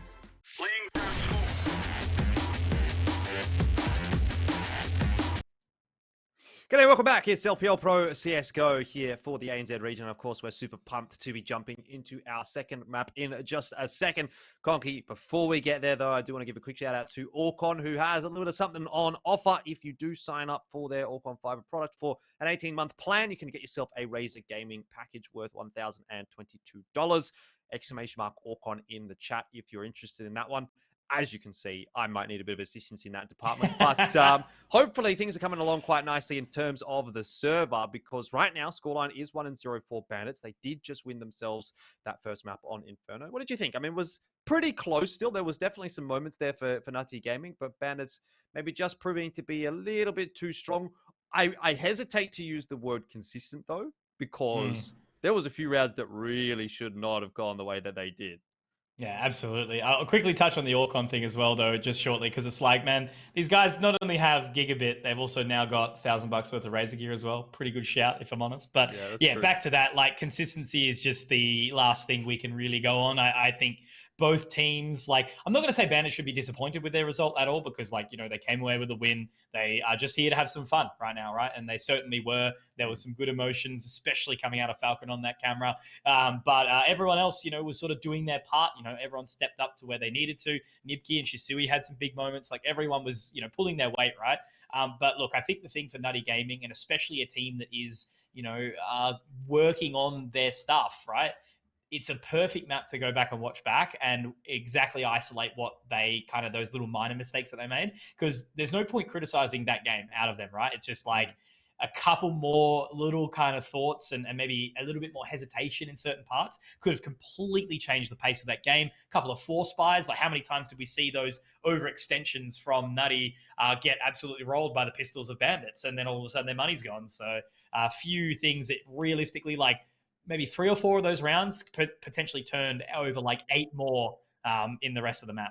Yeah, look, and I think you can kind of say the same thing for Bandits as well. Like, there's a fair bit that they can look back on and say, yeah, we probably could have done that one better. The anti-ecos in particular, I feel like that might have been a bit of a discussion point we had last week as well. Yes. They really do need to be working on that. You know, you can't be affording to drop those kinds of rounds that often. You know, once in a series, maybe once in a map. I'll give you that. That's okay at this level. But that was like 3 or 4 rounds, something like that. You're just making the job way harder for yourself than it really needs to be. And now, I mean, that's something that I think is fairly straightforward fix for Bandits. So if they can knock that out, you know, that could have been a 16-8 or a 16-7, something like that, if they would have had those rounds on lock. So, you know, it's potentially just inflating the numbers a little bit more than it needs to. Otherwise, though, pretty good stuff, you know, in the end, being able to get that map win on the board. And now we head ourselves into map 2. Confidence there, definitely for Bandits. They'd be pretty happy, I think, with that performance on the first map. And obviously rolling in with a bit of momentum here into Mirage. That, though said, it is the choice of Nutty Gaming. You've mentioned that a couple of times, and that is definitely a factor. It is the map that I've watched the most of Nutty on, and I dare say it's probably the map that they feel the most comfortable on as well. So, yeah, a bit of work to be done still here for Bandits. Yeah, for sure. I think the interesting thing, I guess, is like, you know, and especially a team like Nutty who are clearly working forward and putting that extra time into the practice. I would like to see them extend their map pool a bit more because when you're coming into a series like this, if you're pulling out Nuke, you know, Vertigo, Ancient against a team like Bandits, all of a sudden they're high and dry, right? It's not the maps that you play a lot in these pugs. Like, it's always sort of that Mirage, Inferno, and Dust 2. So I think that really kind of pushes you forward. So it is surprising that they've still got a very, very narrow map pool. But with Mirage, right, it's a little bit different to Inferno, as in there's much less like brute force. It's very much about taking those longer lines, going for those duels inside mid, you know, taking a control. And, you know, the only real sort of rush B spot is through the apartments. So I think there's a lot more space for Nutty to lock down the positions. But then again, you know, we know exactly what we watched last week when I don't know, it's hard to say, like, Deadweight or Nutty stronger? I can't even make that call, but regardless, right? I think they'd be fairly weighted up opponents, and the way Bandits came out was just nasty even after losing 16-3 on Dust 2. I would probably like to say I think I'd put Deadweight a little bit ahead of Nutty at the moment. So I don't know, take that with a grain of salt. What I will say though is I'm looking at the AWPers for this second map here to really have a bigger performance. I think obviously Shah, you know, I've mentioned him a few times tonight. He did look really good the other night, and so far he's been a little bit slow in this one. So if Nutty's going to come back into the game, I think definitely we'll be looking at Shah to have a good one here. Obviously, be assuming Bandits will start on the CT side here of Mirage. They would have the choice of sides. So if they're going to be able to do that, which I've had confirmation that they are, you know, you need to be looking at them to get that economy going well. And again, you know, I keep going back to it, but not dropping those pistol rounds, right? This is going to be super, super important when you're starting on the CT side, especially. Like, you can get away with it a little bit more so on the T side when the money's kind of, you know, working in your favor a bit more so. But CT side need to get off to a good start. And yeah, look, I think Bandits, I mean, they did make it pretty close against Deadweight in that second map, but they did get it over the line. So I'll give them the benefit of the doubt here. I think they're going to be pushed by Nutty, but I do think that they can get this one done 2-0. So let's find out. Time for Mirage Conky as we jump into the second map of the series between Nutty Gaming and Bandits. It's a must-win for Nutty if they want to stay alive in this series, but it's not necessarily a must-win for the tournament as a whole. They still have an extra life here if they do drop this one. This is an upper bracket match. It is a qualification match to go through to stage 2, and Bandits, well, I'd feel like they're one map away. Both teams are in such a solid spot, you know, if they manage to get through to that next stage of the competition. Obviously, that's where the teams are a little bit more experienced, right? You know, the invited slots are obviously 4 invited teams coming through into that stage of the competition, and some of which, you know, with some of the highest prowess in our region. So definitely think that's a huge sort of achievement to get to. You give yourself 2 more games in the league as well. And, you know, every single best of 3, especially up against high levels of competition than what you'd consider yourself as, is practice, is, you know, learning. So that's the perfect opportunity to do it. It looks like we are going to see some utility sent down over towards A. Maybe jungle and top connector, something trying to clear it out a little bit further. But it is just going to be K9 sitting back towards CT, and there is a slight rotation to come around from Swanky. And I feel like they're ready for this A-side hit. Maybe they've cleared. Yeah, look, I just realized Falcon's in that goddamn spawn. He's gone on a bit of a journey, hasn't he? And he's really picking that pace up as well. I'm not sure if he's been heard just yet. I don't think that Nutty is going to be particularly occupied with looking back behind them at the point in time like this. Falcon should be able to strike. He should be able to get 1 or 2. Needs to hit these shots. Eventually does. A second head goes popping off, and Falcon... Oh, it's very similar to what we saw from him on Banana. He has just run the entire map down in the blink of an eye. It's literally round 1. You know, normally you expect that maybe like 7 or 8 rounds into the map where they get confident. But Falcon's gone, man, I've got B. I'm in. I'm straight through. They're not B. They're not B. I was wondering why they were rotating so quickly, and then I just see this guy just steamrolling through spawn. You'll only get away with that once though, Jordan. That's the thing. Yeah, but there's only 1 pistol round in the first half, and to be honest, it's probably the most important round to win. Usually results in 1 or 2. So not a good time to pull it, not a bad time, I should say, to pull it out there for Bandits. This will be an interesting one for Nutty Gaming, just trying to get that bomb plant down, and they are successful in doing so, but they also give K9 a 4K with the MP9, so that's a lot of cash on his person. 2.4K already, and the round hasn't even ticked over yet, so he's going to balloon out. Yeah, definitely dash for cash there. Very happy with that one. He's laughing about it. He's happy about it. Look at the vibe. That's what I mean. That's what I get the most out of these player cams is when everyone's smiling and having a good time. Like, it reminisces so hard. It's like Nibki and Shisui, played a few lands with them. They're a bunch of great guys.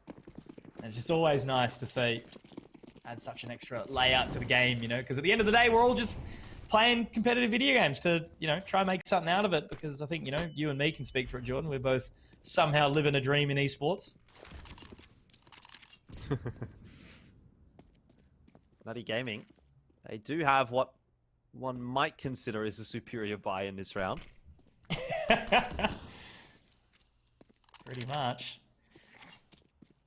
So we'll have to see what Bandits is going to do about that, what kind of cheeky shenanigans they can get up to.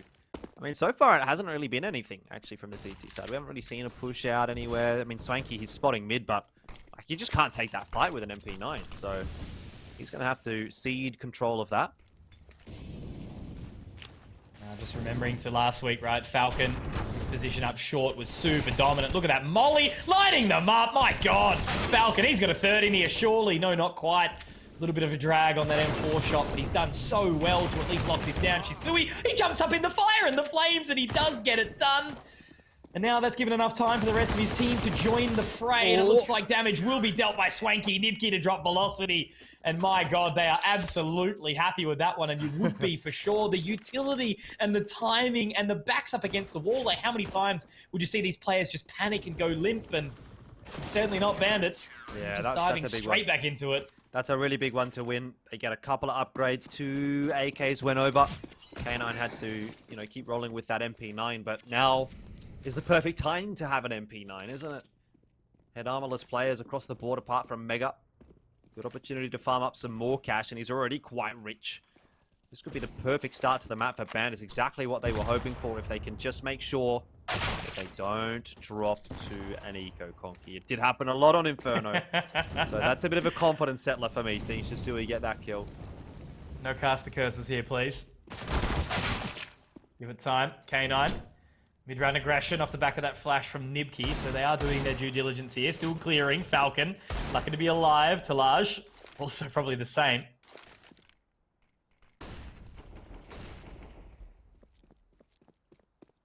He's going to be clearing around on the short range. So just 3 members standing. Nibki, great peek. Well, there's going to be 1 or 2. It could have been 2. It so easily could have been. Swanky, very lucky to be alive, but hey, 4 guns, that's more than acceptable for Bandits. Keeps that money ticking in the right direction for them. And, well, they've more than secured at least another buy through and probably a couple of buy rounds here for themselves at the very least. Nazi Gaming will buy back in. Let's see what the adaptation is going to be for them. Orps out on both sides. I did say I thought the Orps were going to be important. Mentioned Shah in particular, but Swanky, he's definitely had his moments in the last couple of weeks. He's really had some very, very good maps with the Orp. Has had some slower maps as well, but generally I feel like he's a bit of a barometer for the Bandits squad. When he's having a good game, they seem to be having a good game. So hope to see him having a good impact with the Orp here on the CT side. Needs to make it happen. Hit some nutty shots and then misses a couple of close ones, and it's been entertaining regardless. Still remember back to that round last week on Inferno. Similar story. Missed 3 shots, then got a 4K. Absolute sitters too. Choices of the AWP. But, it's again, a minute burned. Lots of utility also thrown away. There was some really, really nice control as well. K9 keeping the pressure on a ramp as well. He's only got an MP9. They have left a lot of space here in the sense that they've given mid up now. Like, the players have all sort of fallen back towards the site. 3 on A, and then just 2 defending B. Shah is looking to clear out window. Nobody's going to be home. So it is going to now be that lockdown. Big pressure now onto the Swank and Shisui. Swanky, though, finds velocity at the exact same time. I thought that was actually going to be a shot. Now Shisui has to fold, has to sit back, gets the molly off, but Swanky hits another. Can he hit a third? Not quite. It's almost like every single time the camera goes onto him, he's a little bit awkward, but now Mega going for the swing. He does manage to bait it, but Swanky for the repeat doesn't quite get into position, and now Nibki's also given up the goat here. Falcon and K9. Falcon's already out though. He loves a swing, and he's already straight onto the side. Are you joking? I didn't even have a time to breathe there. They've just gone out and about, a little bit of a journey, and they've recovered the AWP and an AK. Bandits are absolutely smacking Nutty Gaming. Well, I thought that was going all wrong for Bandits, to be honest. I thought Shisui, he'd be really disappointed with how that panned out for himself, because he was in the perfect spot to grab himself at least one, and that kind of then obviously resulted in Swanky being under a lot of pressure, and he caked a few shots as well, and then it was 3 on 2, but Falcon, I guess, kind of just sent it. Like he sent the knife into the back of his teammate, but yeah, look, Bandits, they pull off a bit of a clutch. 2 on 3, credit there, but yeah, not out of the woods just yet. This is a 5-0 lead, but still, well, I was going to say in danger of potentially dropping around here or there, but lots of kills come through very quickly. Yeah. This is just nuts, man. Like, it's actually been such a treat to watch because, again, it's a thing of so many teams when they're kind of under the pressure and backs up against the wall, they strain themselves and they start to sort of hesitate, but you know, that previous round was a perfect example. 2 on 3, and Nutty assumed that they were just going to be locked into market, waiting for the time to sort of tick down and allow them to plant the bomb, but just didn't happen. Falcon was race carring out window. Shah, good response. He's found a couple of nice frags. 50 seconds, does collect the bomb. But the position that these two CT members of Bandits are in, Swanky watching from Market. And of course, we've got Shisui, who's this time up short. He's been an absolute menace locking down that balcony from the apartments. But Mega just waiting, seeing if he can spot anything. They are going to end up towards this site, but are they going to find the right timing? Swanky has peeled away, so it's got to be on to Shisui. Yes, indeed. He's the sole defender on the B bomb site, but as long as he gets one here and just slows down that progression, he's done more than enough. He's going to allow that rotate to come in. All the angles are starting to enclose now on Shah. Backs his way up to bench. He tries to find that isolated duel against the player on short, which will be given by Shisui. It's not going to result in too much more than just that one frag, though. Swanky is good enough to finish it off. 6-0 now, the lead for Bandits. This is insane. Like, even just that fall off, as you mentioned, for Shisui. You know, sure, he peaked in the end, ended up going down, but just that one frag and slowing down the clock, hiding back short, tucked in, allows his team to rotate. Now Swanky's going to go for that mid peak, but they haven't smoked window this round. It is just the pistols, and they've got so many flashbangs. I don't even know if this is going to work. It could. Like, this will be the round that will work, if anything, right? Well, big nade in. If Inferno is anything to go by, this might actually still work out for Nutty Gaming, but Shisui seems to have it on lock. Still 4 bullets left. One more player to deal with. 2-1. He's run out. He has to swap over to the USP. Can he get super at least? Not quite, but he's done his job. Well done. 3 kills on the anti-eco. Definitely take that. And the Mega still trying to throw fake utility when the bomb is in apartments. He's just going to try and keep some interested members and maybe try and pull the bomb over as it has been recovered. But now they have the info. They know. K9 can just slot his way back into a ramp. Super is reloaded, so he will hear the audio. But if you can reposition here, he might actually be able to find a wild K9. What's he done? Is he looking up high? Not quite. K9 does get a tag up, but Super 10 HP. Oh, well, almost. You know, I want to say maybe a bit more expensive than it could have been for Bandits, but I kind of think it's irrelevant. The money is so good for the CT side right now that who really cares? Got one guy with above 12k. Most of them have more than enough for at least 2 buys. Shisui's down to 950, but apart from that, yeah, everyone's looking pretty sweet. Things are going along swimmingly for Bandits. Here comes another buy, though, from Nutty Gaming, and they'll try to batter down that door once again. They have been working hard. I mean, they've been getting a lot of these rounds quite close. They haven't been able to get any over the line just yet. You do sense that there is something lurking, something waiting. Nutty will be able to convert at some point.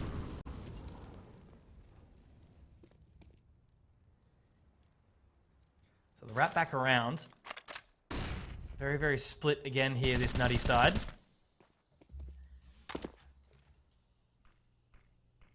Looks like window will start to fade in just a second. Nibki pretty hungry for it. Molotov will go up high though, however.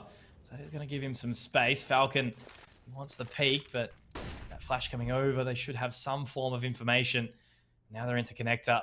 Falcon, I don't actually think he spotted the timing at all. Nibki's got to be ready. This is the first sort of real big round where we look to Bandits and maybe think they might fall over, but it's only Velocity to find one. Look at this tuck, actually over towards Firebox. Velocity, he's found 2, but this spot could be absolutely massive from K9. It's so hard for them to clear. And now where's the bomb? That's the biggest issue here. It's just outside a ramp. Swanky did fell it, but there we go. K9, he's managed to find one. Good trade out by Shah. Now Swanky up very, very close. Velocity has to try and find this fight, and Swanky's just going to buy time. Does love a good no-scope here, but Shisui sees him. Yeah, I think he does. He got it in the end. That Perth brain delay for a second. 20 seconds. You're going to do him like that. I'll do him like that because it's the same for me. One on 2. He's having a good time just spamming through this box right now, but the pistol has to come out. Oh, Shah! He makes it a little bit interesting. He's going to have to sit that bomb plant. Shisui knows it, and he's crept up close. So another round win for Bandits, but, you know, again, it comes down to a one-on-one.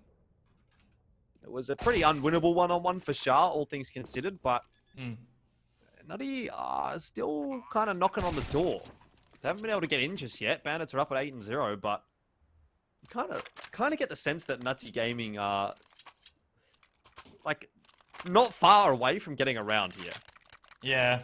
They have certainly been close. There's been a few opportunities, and like that round was perfect in that sense, right? Like if K9 wasn't sitting Firebox, I think that could have been a potentially big change. But the second he got that first frag, it made the T's sort of turn their heads, and Shah had to try and go massive.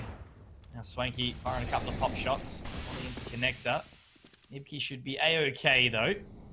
Swanky is potentially going for a peek. It's a very bold one, and Shah will find the right timing, completely blind, but he has worked out the method to the swank madness there.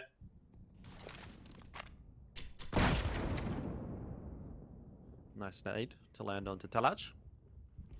This might be the round for Nutty Gaming that they've been searching for. Or perhaps it won't be. Shisui, he's definitely doing a good job of locking down the B bomb site for now. He's got the backup of Falcon as well. Decent kills are coming through for the CT side. And Falcon, I mean, he just seems unstoppable. Mirage seems to be his map. This is the map he went absolutely nuts on last week as well. And he's having a good time on it again tonight. Although, needs to be a little careful here. Shah with that A all. bit of a journey back in. Starting to strike. Just at the exact same time, though, you know, K9's been able to drop the bomb. Moving on through Shah with a lot of focus, but Falcon playing it very wise. They don't need to do anything. They know he's still in apps. They know he has to drop. You see in that angle, can't quite find anything unless he jumps over towards the van, but it's just that game of audio cues. There he goes, dropping down, tried to fake the shot. And K9's just dancing with him. This is beautiful. K9 is playing absolutely out of his skin and has been all series, right? Like, this guy's one of the old dogs of the scene, and he has been doing absolutely awesomely. Yeah, I think everyone on the Bandits roster is definitely having a good game here on Mirage. Need to have a bit of a chat in that Nutty Gaming camp. What is the thought process? What is the decision? You're down 9-0 now. It's obviously a tactical timeout coming here for Nutty, and I mean, it's a good time to have one. I'd argue maybe a little bit late. Yeah, I think, you know, you're exactly right, but at least it's good that they're doing it. That's the main thing. They're still having the conversation. They're still kind of working it out. Shisui's maybe going for a quick pee. We'll see. He's just taking a second. Maybe his Uber Eats is here. Who knows? But regardless, Bandits are just in form. They're confident. They're having a good time. And as you can see from the cams in previous, that Nutty are just not. They're just not having a good time at all. But it is a technical pause now. We've had the conversation, had the confirmation. So we'll shortly be finding out what the actual go is. But yeah, look, it's just been an absolute clear of house from the Bandit side. And I honestly don't really know how they kind of drag their way back into this here, Nutty. Like, they seem to be locked into this weird kind of tilt situation now. Yeah, I wonder if Bandits have got that LFO game on the second monitor and they're thinking, gee, we need to get this one wrapped up so that we can watch this. Hasn't started yet, you know. We've got a bit of time. Tech pause, obviously delaying things a little bit. I think it was Shisui, by the way, that I saw up out of his chair, maybe. So yes, it was. Yeah, could have been something there. Either way, you know, hopefully that gets sorted out pretty quick, smart here. If nothing else, it is going to give Nutty Gaming a little bit of time to have a think, and they probably need as much time as they can get at the moment, because a 9-0 is not exactly where you'd want to be sitting. I don't expect that this is going to be a 16-0 or anything like that. I mean, this has not been...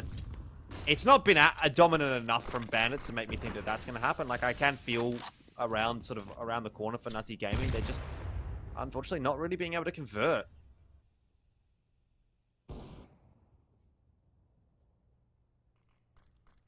This time, probably the least split that they've actually been. Going back to the basics. Trying to flat out a Palace, but K9, he's done it again. He's managed to find two, and Nibki's in Sandwich supporting his boy. Shah's almost gone. Nibki's been able to find it. It was actually Falcon in Sandwich.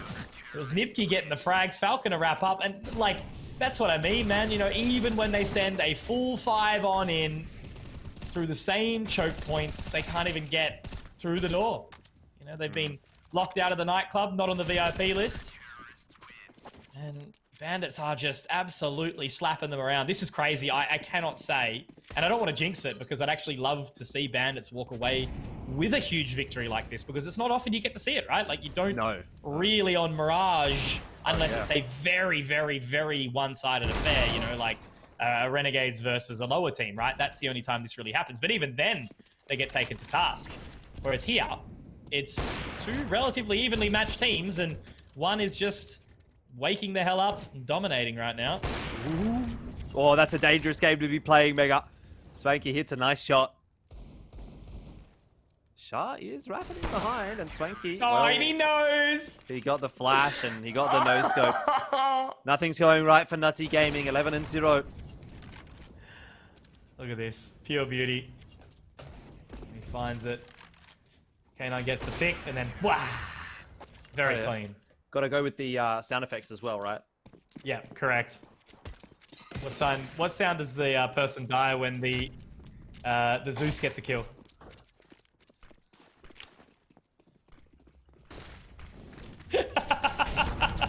Couldn't get you there. I'm just trying to process. Ah! Well, 5-on-5 goes very quickly to 5-on-4. And I don't know that K9 is going to have too many troubles here. He's got that smoke to deal with, but he can just jump up on top of the ticket, find himself the timing. Oh, dearie me. Conky. It's not looking good for Nutty anymore, is it? I mean, a couple of rounds ago, things were sort of tight in terms of a couple of rounds going close. You had players down in 1-on-1s or 2-on-1s, but now the last few, they're starting to really look quite one-sided for Bandits.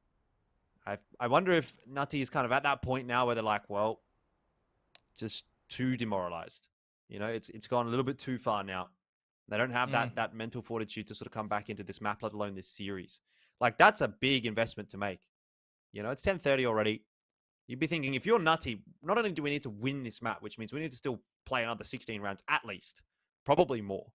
Real grind to come back into that. That's another 30, 45 minutes. Then probably another hour for the second map as well. And you're down crazy amounts of rounds. It's just thinking like, I don't know. I mean, I think a part of you is almost like, well, it's not really worth the effort. And that's the kind of thing that you can't listen to if you really want to be the team that walks away with a victory here. Always reminds me of that thing. I think it was like from Summit or something like that, where they were interviewing Taco, and it's like, you know, that time, Fallen, he told us we were down. It's 15-5. Did you win? Of course not. 16-5. Yeah.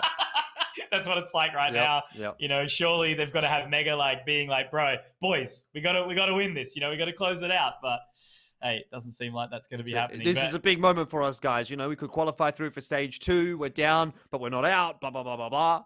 And then, I mean, nothing changes. So, yeah, I mean, what really is there to say about this apart from it's just been domination from Bandits? I definitely didn't expect this to happen in this fashion. I even sort of indicated maybe I was leaning on Nutty a little bit for this series, but they just have not shown up in the same fashion in which I've been used to. And Bandits certainly hitting their shots. I think, you know, there's a certain degree of consistency starting to come through for those Bandits players now as well. Like, every time I seem to be watching them, Falcon's having a really good time. I think Swanky, for the most part, has been quite solid on that AWP as well. So, kind of starting to see the pieces of the puzzle come together right now for them. So, you know, it's a fantastic sign. Obviously, if they do manage to qualify through to stage 2, they're going to have a little bit of a harder time. There's going to be a lot more work to be done there. But for now, slow, steady progression is a good sign. Yeah, for sure. I think it's more like, it seems like now that Swanky's got a good crew around him. I think, like, you know, a good bunch of players that he actually enjoys playing with that can, you know, kind of pick on each other a little bit and have fun with it, right? You know, just like healthy banter, pushing each other forward, picking on each other when you whiff, but then, you know, firing each other up when you have a big play. So that's the perfect team kind of dynamic to be in. And that's why you'd sort of think, right, sure, obviously Bandits do have some very capable players, but from a pure structure standpoint, you know, when you've got a team like Nutty, org backing them up, sending them over on boot camps, getting them, you know, practiced and well earned with a, you know, consistent IGL in Mega, you just expect kind of more from them and not having that massive tilt factor, because you don't want to be a 16-0 statistic regardless of how late the game is. No, I would agree. I think it's always better to get a 16-1 than a 16-0. But even with that opening frag, Nutty Gaming, it doesn't look like they're going to have an easy time in this round. Swanky, be a bit disappointed by that one. Should have been a freebie, should have been a 4-on-3. It's almost a 4-on-3 though already. I mean, Shah and Mega are so damn low. Slight gust is going to get them out of the server. And K9 tucked underneath the balcony. It's a great spot to deal with this push, but Talaj, very aggressive peek. Now it's onto Falcon to try to clean up that mess, which he can't do. Talaj, what a round. He's taking matters into his own hands. Yeah, I was going to say still a bit dangerous, but Swanky does end up going down. So now I think it's probably done. 3 players very, very low on HP, though, for Nutty Gaming.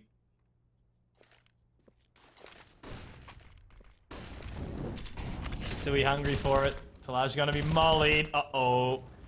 That's a bit of an overstep. I actually kind of don't like where Mega is, because guess where the bomb is planted? It is planted default, and Shah is going to hear him. Is he going to jump on him? Oh, no way. He can win this. If Shisui gets on the bomb, he can actually win. He's going to smoke and defuse the bomb. He's going to win the round. He's actually going to win the round. He does have a defuse kit. Mega doesn't get there in time. Oh, no. No. Oh, just. But that's what I'm saying, How right? close was that? What the hell are you doing, Nutty? Like, come on, bro. Are we playing a silver game? You joking? You guys are so much better than that. You can't even let that go down to the wire. I mean, I'm not going to pick on it too much in the sense that they got the rounds. It's a one-sided affair in the game. Not really fussed anymore about, how good they're playing. But, jeez, dude, that is the basic boy of a round right there. And look at the response from Bandits straight up. They are not happy about that. They were looking for the 16-0, and Falcon, he just keeps taking fights in mid. Talaj probably does get forced away by that molly. In fact, he loses a huge amount of HP. The nade, a very good one from K9. Great comms and coordination from Bandits, and they just absolutely slaughter Nutty in that round. I mean, Nutty, they work so hard to get one round on the board, and then they deal with that. I don't know how you come back from that. Yeah, that's rough. You finally get your round, then all of a sudden, Bandits just absolutely throw themselves at you. But again, it was just good utility usage. I think, as you mentioned, right? Like, it wasn't some sort of overwhelming individual play. They just put the pressure back on mid, which was what was open in the previous round.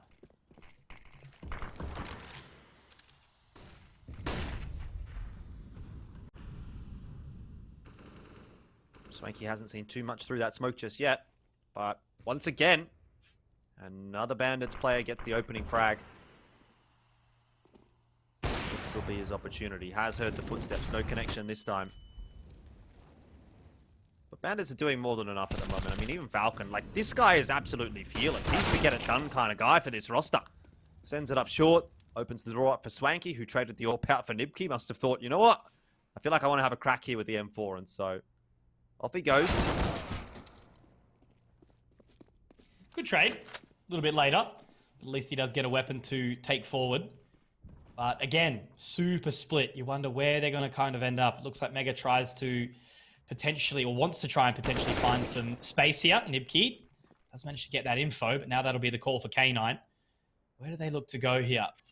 Looks like Shisui, pretty happy to just keep his real estate that he earned on B. Sitting middle site. Utility goes down now. That should be the call. Should be ready to go with it. And also that timing. K9, if he's speeds up a little bit, he might be able to find something on short, but well done from Mega. Able to get this way up short, and ultimately that could be another round going the way of Nutty. You know, I almost think there's more to lose here for Nutty than anything else. You know, like, if they win this round, okay, good. That's nice. But if they lose this round, oh, what a nail in the coffin that is going to be. Like, what is it? What difference does 14-1 or 13-2 realistically make? Barely anything. But it would just be the mental aspect of dropping yet another clutch. K9 is going to work his way out from shop window, but doesn't really have a whole lot of time left to work with here. So this one should end up going the way of Nutty. Taps the defuse, no peek comes through. Velocity does win it in the end. So 13-2 is the scoreline. And I mean, I'd love to say it's an important round for Nutty, but I just don't think that you can grasp at so many straws as to say that 2 rounds is enough on either side of Mirage. Yeah, it is a bit of a tough one. And it's a similar thing, that round, right? They planted for default, but then went short. It just seems like no one's really syncing up or connecting super well. I feel like it's almost this kind of like trying to sell the fake to worse players, you know, trying to make them outthink. But then when you realize you're playing up against Bandits, it's like they're not they're experienced, right? They've been around the block a long time. They've dealt with these kind of plays. They know how to approach it as a response. So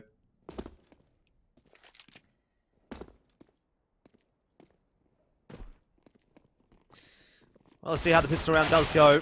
Velocity loses his head pretty quickly, but at least there is one trade frag through from Nutty Gaming.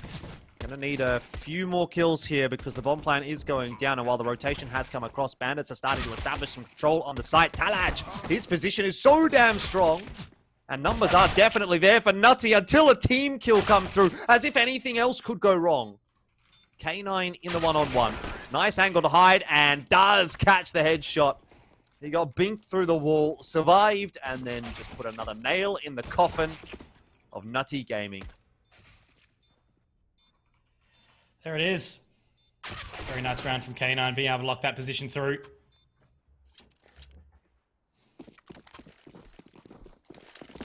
So where do they take this, I guess? You know, Nutty, they pulled up the ever so faithful Deagles, which are always powerful, especially when they are taken mid, and that scout is available. Velocity. I'll spot out some info. And now starting to take their way down mid. It's a very, very aggressive play. Swank's bought the Bison, so you know exactly what he's sort of thinking right now. He's ready to close it right now, and he's going to get punished as a result of it. Falcon a couple of warning shots as well. Super did well. Now Mega up on the line. Does spot Shisui some good damage onto Nibki, but traded back accordingly. Now it's a 2 versus 3. Bomb still a lot of ground to sort of make up here, and Super... he's going to find another fantastic shot here. That was a shot towards short, so now they might actually start to question themselves. Nibki in position, just towards jungle, but it's going to be a tough one. As Talaj, he's keen to sort of make his way out. Nibki's going to be on the line. Oh. Good shot from Talaj. Now K9 has to clutch it. He did it in the previous round, Jordan, and he'll be able to do it again. Yep. 15-2 for Bandits. Well, 2 very low HP players. It wasn't super difficult in the end there for K9. And it looks like the boys are ready to go. Shisui's playing it. Is that his front door? Yeah, that's what I was thinking before. That literally looks like his front door. He better not order something because it'll rock up mid-game. Yeah. Well, 15-2. Could be a very quick day at the office for Bandits if they finish this one off. Smokes over the top. It does look like they're quite eager to get this one done and dusted straight into the B bomb site. It's a straight up rush. There is no funny business, no messing around here at all. It is just an all-out brawl on B. Falcon watch the flank. Velocity does fall to Swanky by the slimmest of margins. And I think that's all she wrote, unfortunately, for Nutty Gaming. It's been a very, very tough day for them. Talaj, he's been putting in some good work so far tonight, but it's not enough. And instantly, we see that round disappearing, and Bandits will get over the line, 16-2. Falcons letting us know exactly what it's all about. And Nutty, as you can see, pretty eager to get out of the... I mean, it is what it is, right? Sometimes that's just how it happens, but... yeah, We've all been there, right? Like, there's no point letting that one get you super down. Like, I always try to skip back to the position where it's like, even if you have some horrible rounds or a horrible game, use them as learning, right? Like, it's watching back your previous games and trying to fix your mistakes is only going to make you better. So, definitely think that was a good opportunity. But we've got the Swank, and I bet you he's got a couple of things to say, Jordan. He certainly would. Sure, Swanky, that is very true. Another chat. What have you got to say? Have you come prepared? Have you got a speech? Well, first things first, we're going to say this. Paddy reminded me just before the game. We played a pug where we ran into a 5-stack of Talages and Face It, and they were running their mouth, and I said, you better run that mouth after you win. Bit of a dilemma, boys. Bit of a dilemma. That was a bit of a quick game. Yeah. Oh, by the way, got to remind you. Another reminder, this is what you lost to. I want you to remember this. This is what you lost to. Remember this. This is when I had a hairline, by the way. Oh, shit. I had a hairline. So fighting words. Hairline's there, though. But yeah, go for your questions, boys. Beauty. Well, I'll leave it pretty quick, I think, to be honest, because there's not really a whole lot to sort of say about it. But, like, the team's looking good. You know, what's the vibe sort of been like? Have you guys been pracking? And you guys have obviously qualified for the next stage now, so you'll be going up against the 4 invited teams. What's the plan for the Bandits? Well, we still don't prac. That's never changed. We have, like, a roster, like, where we didn't even know who was going to be playing tonight. We had a bit of a dilemma with... because that other team forfeited, we might have been forced to use Shrine. But then they said the game got scheduled back, so we were fine. But yeah, like, I don't know, like, when we verse these teams that are extremely heavily drilled, it's kind of crazy how much gaps just appear when they verse like a team like us. There was just huge holes, and we were just like, we almost leaked 3 anti-ecos and Inferno, and every time you would have seen me like face palming or something like that. Yeah. Because it was like something obscene. Not just you, by the way. Yeah, Oh not my just us. god. Oh my! I was legit face palming, just going like, "Boys, there's no way, right? Like, just live." And they're like, just dying. Can't. It is Not what it is. possible. I'd love to know what's going through the comms when Falcon's going on one of these ridiculous pushes. You know, we've seen him a couple of times. Banana, sometimes they're on Inferno. That pistol round on Mirage CT side, like he's just absolutely sending it. Is he telling you guys what he's doing, or is he just doing it? So he's communicating it. We're trying to figure out what he's thinking, but we just go to the other direction and just hope for the best. Because like as I mock him every day now that we've like ever since we versed that Renegades game where he ran Con 15 rounds in a row and died to Alistair 11 times in a row. I thought by then he'd learn his lesson about like aggressing into one spot repetitively, but I think it's his strength because they don't expect it. They never expect it for him to do it again. But he was like killing a lot of people, and his utility damage was like huge in Nana and Inferno. He was like, I think every time I aimed with someone, it was like a 2-bullet A1S kill. So he's telling us what he's doing. We don't understand it most of the time, but it is what it is. You know, like He's getting it done though. let him run. Let him run. He's like a little ape on the other side of the map. Just send him off. We're just calling him off. You know what they say, like Peanuts. if you love him, let him go. Yeah, exactly. True. It's like I'm like There a you go. father figure. Just I send him off. Off He's you go. gone. He's All gone. right. Well, I'm sure you've got things to attend to this evening, so we might wrap it up there, Swanky. Thank you very much for your time, and we'll see you in stage 2. Easy. By the way, I didn't swear this time. By the way, reminder, didn't You swear did, this by the time. way. I You You learned. did just One time. once. One time. And he doesn't even get the opportunity to Catch defend on the himself. way. Wait. Yeah, I would love to see like a freeze frame of the last shot we had of him right there. Yeah. Anyway, So perfect. let's jump into the Pool A bracket here and wrap things up as we are starting to get towards the end of the night. This is how things are shaping up. We do have still a couple more games of stage 1, but things are starting to get pretty tight now. So 16-20 Kings and Dynasty will be playing off in that lower bracket for the remaining spot in Pool A. That should be a matchup that's fairly tight. Over on Pool B, Conky, it'll be much the same kind of a situation. We now have that lower bracket match decided.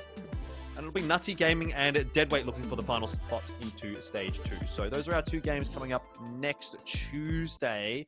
I don't think you're going to be joining us for Tuesday. Normally you're on a Wednesday, so I don't know. Maybe you will. I will actually be here on Tuesday, yeah. So I'm not sure who's going to be joining me. So we'll have to find out later, I think. What do you reckon about those matches? I mean, 16-20 Kings and Dynasty, the first one, and Nutty versus Deadweight, the second.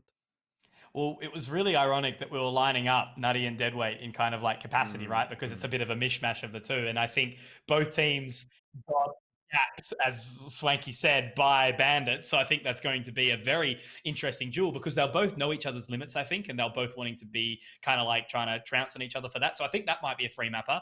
16-20 Kings and Dynasty. Dynasty looked real good, obviously, towards the end of that, first map in the CT side of Vertigo. And 16-20 Kings obviously playing very slow and methodical. So could be both like 2 really good games, both elimination, both qualification. So yeah, look, I guess the teams better put up their dukes and look for the fight because it's the last chance in this stage 1 of LPL Pro.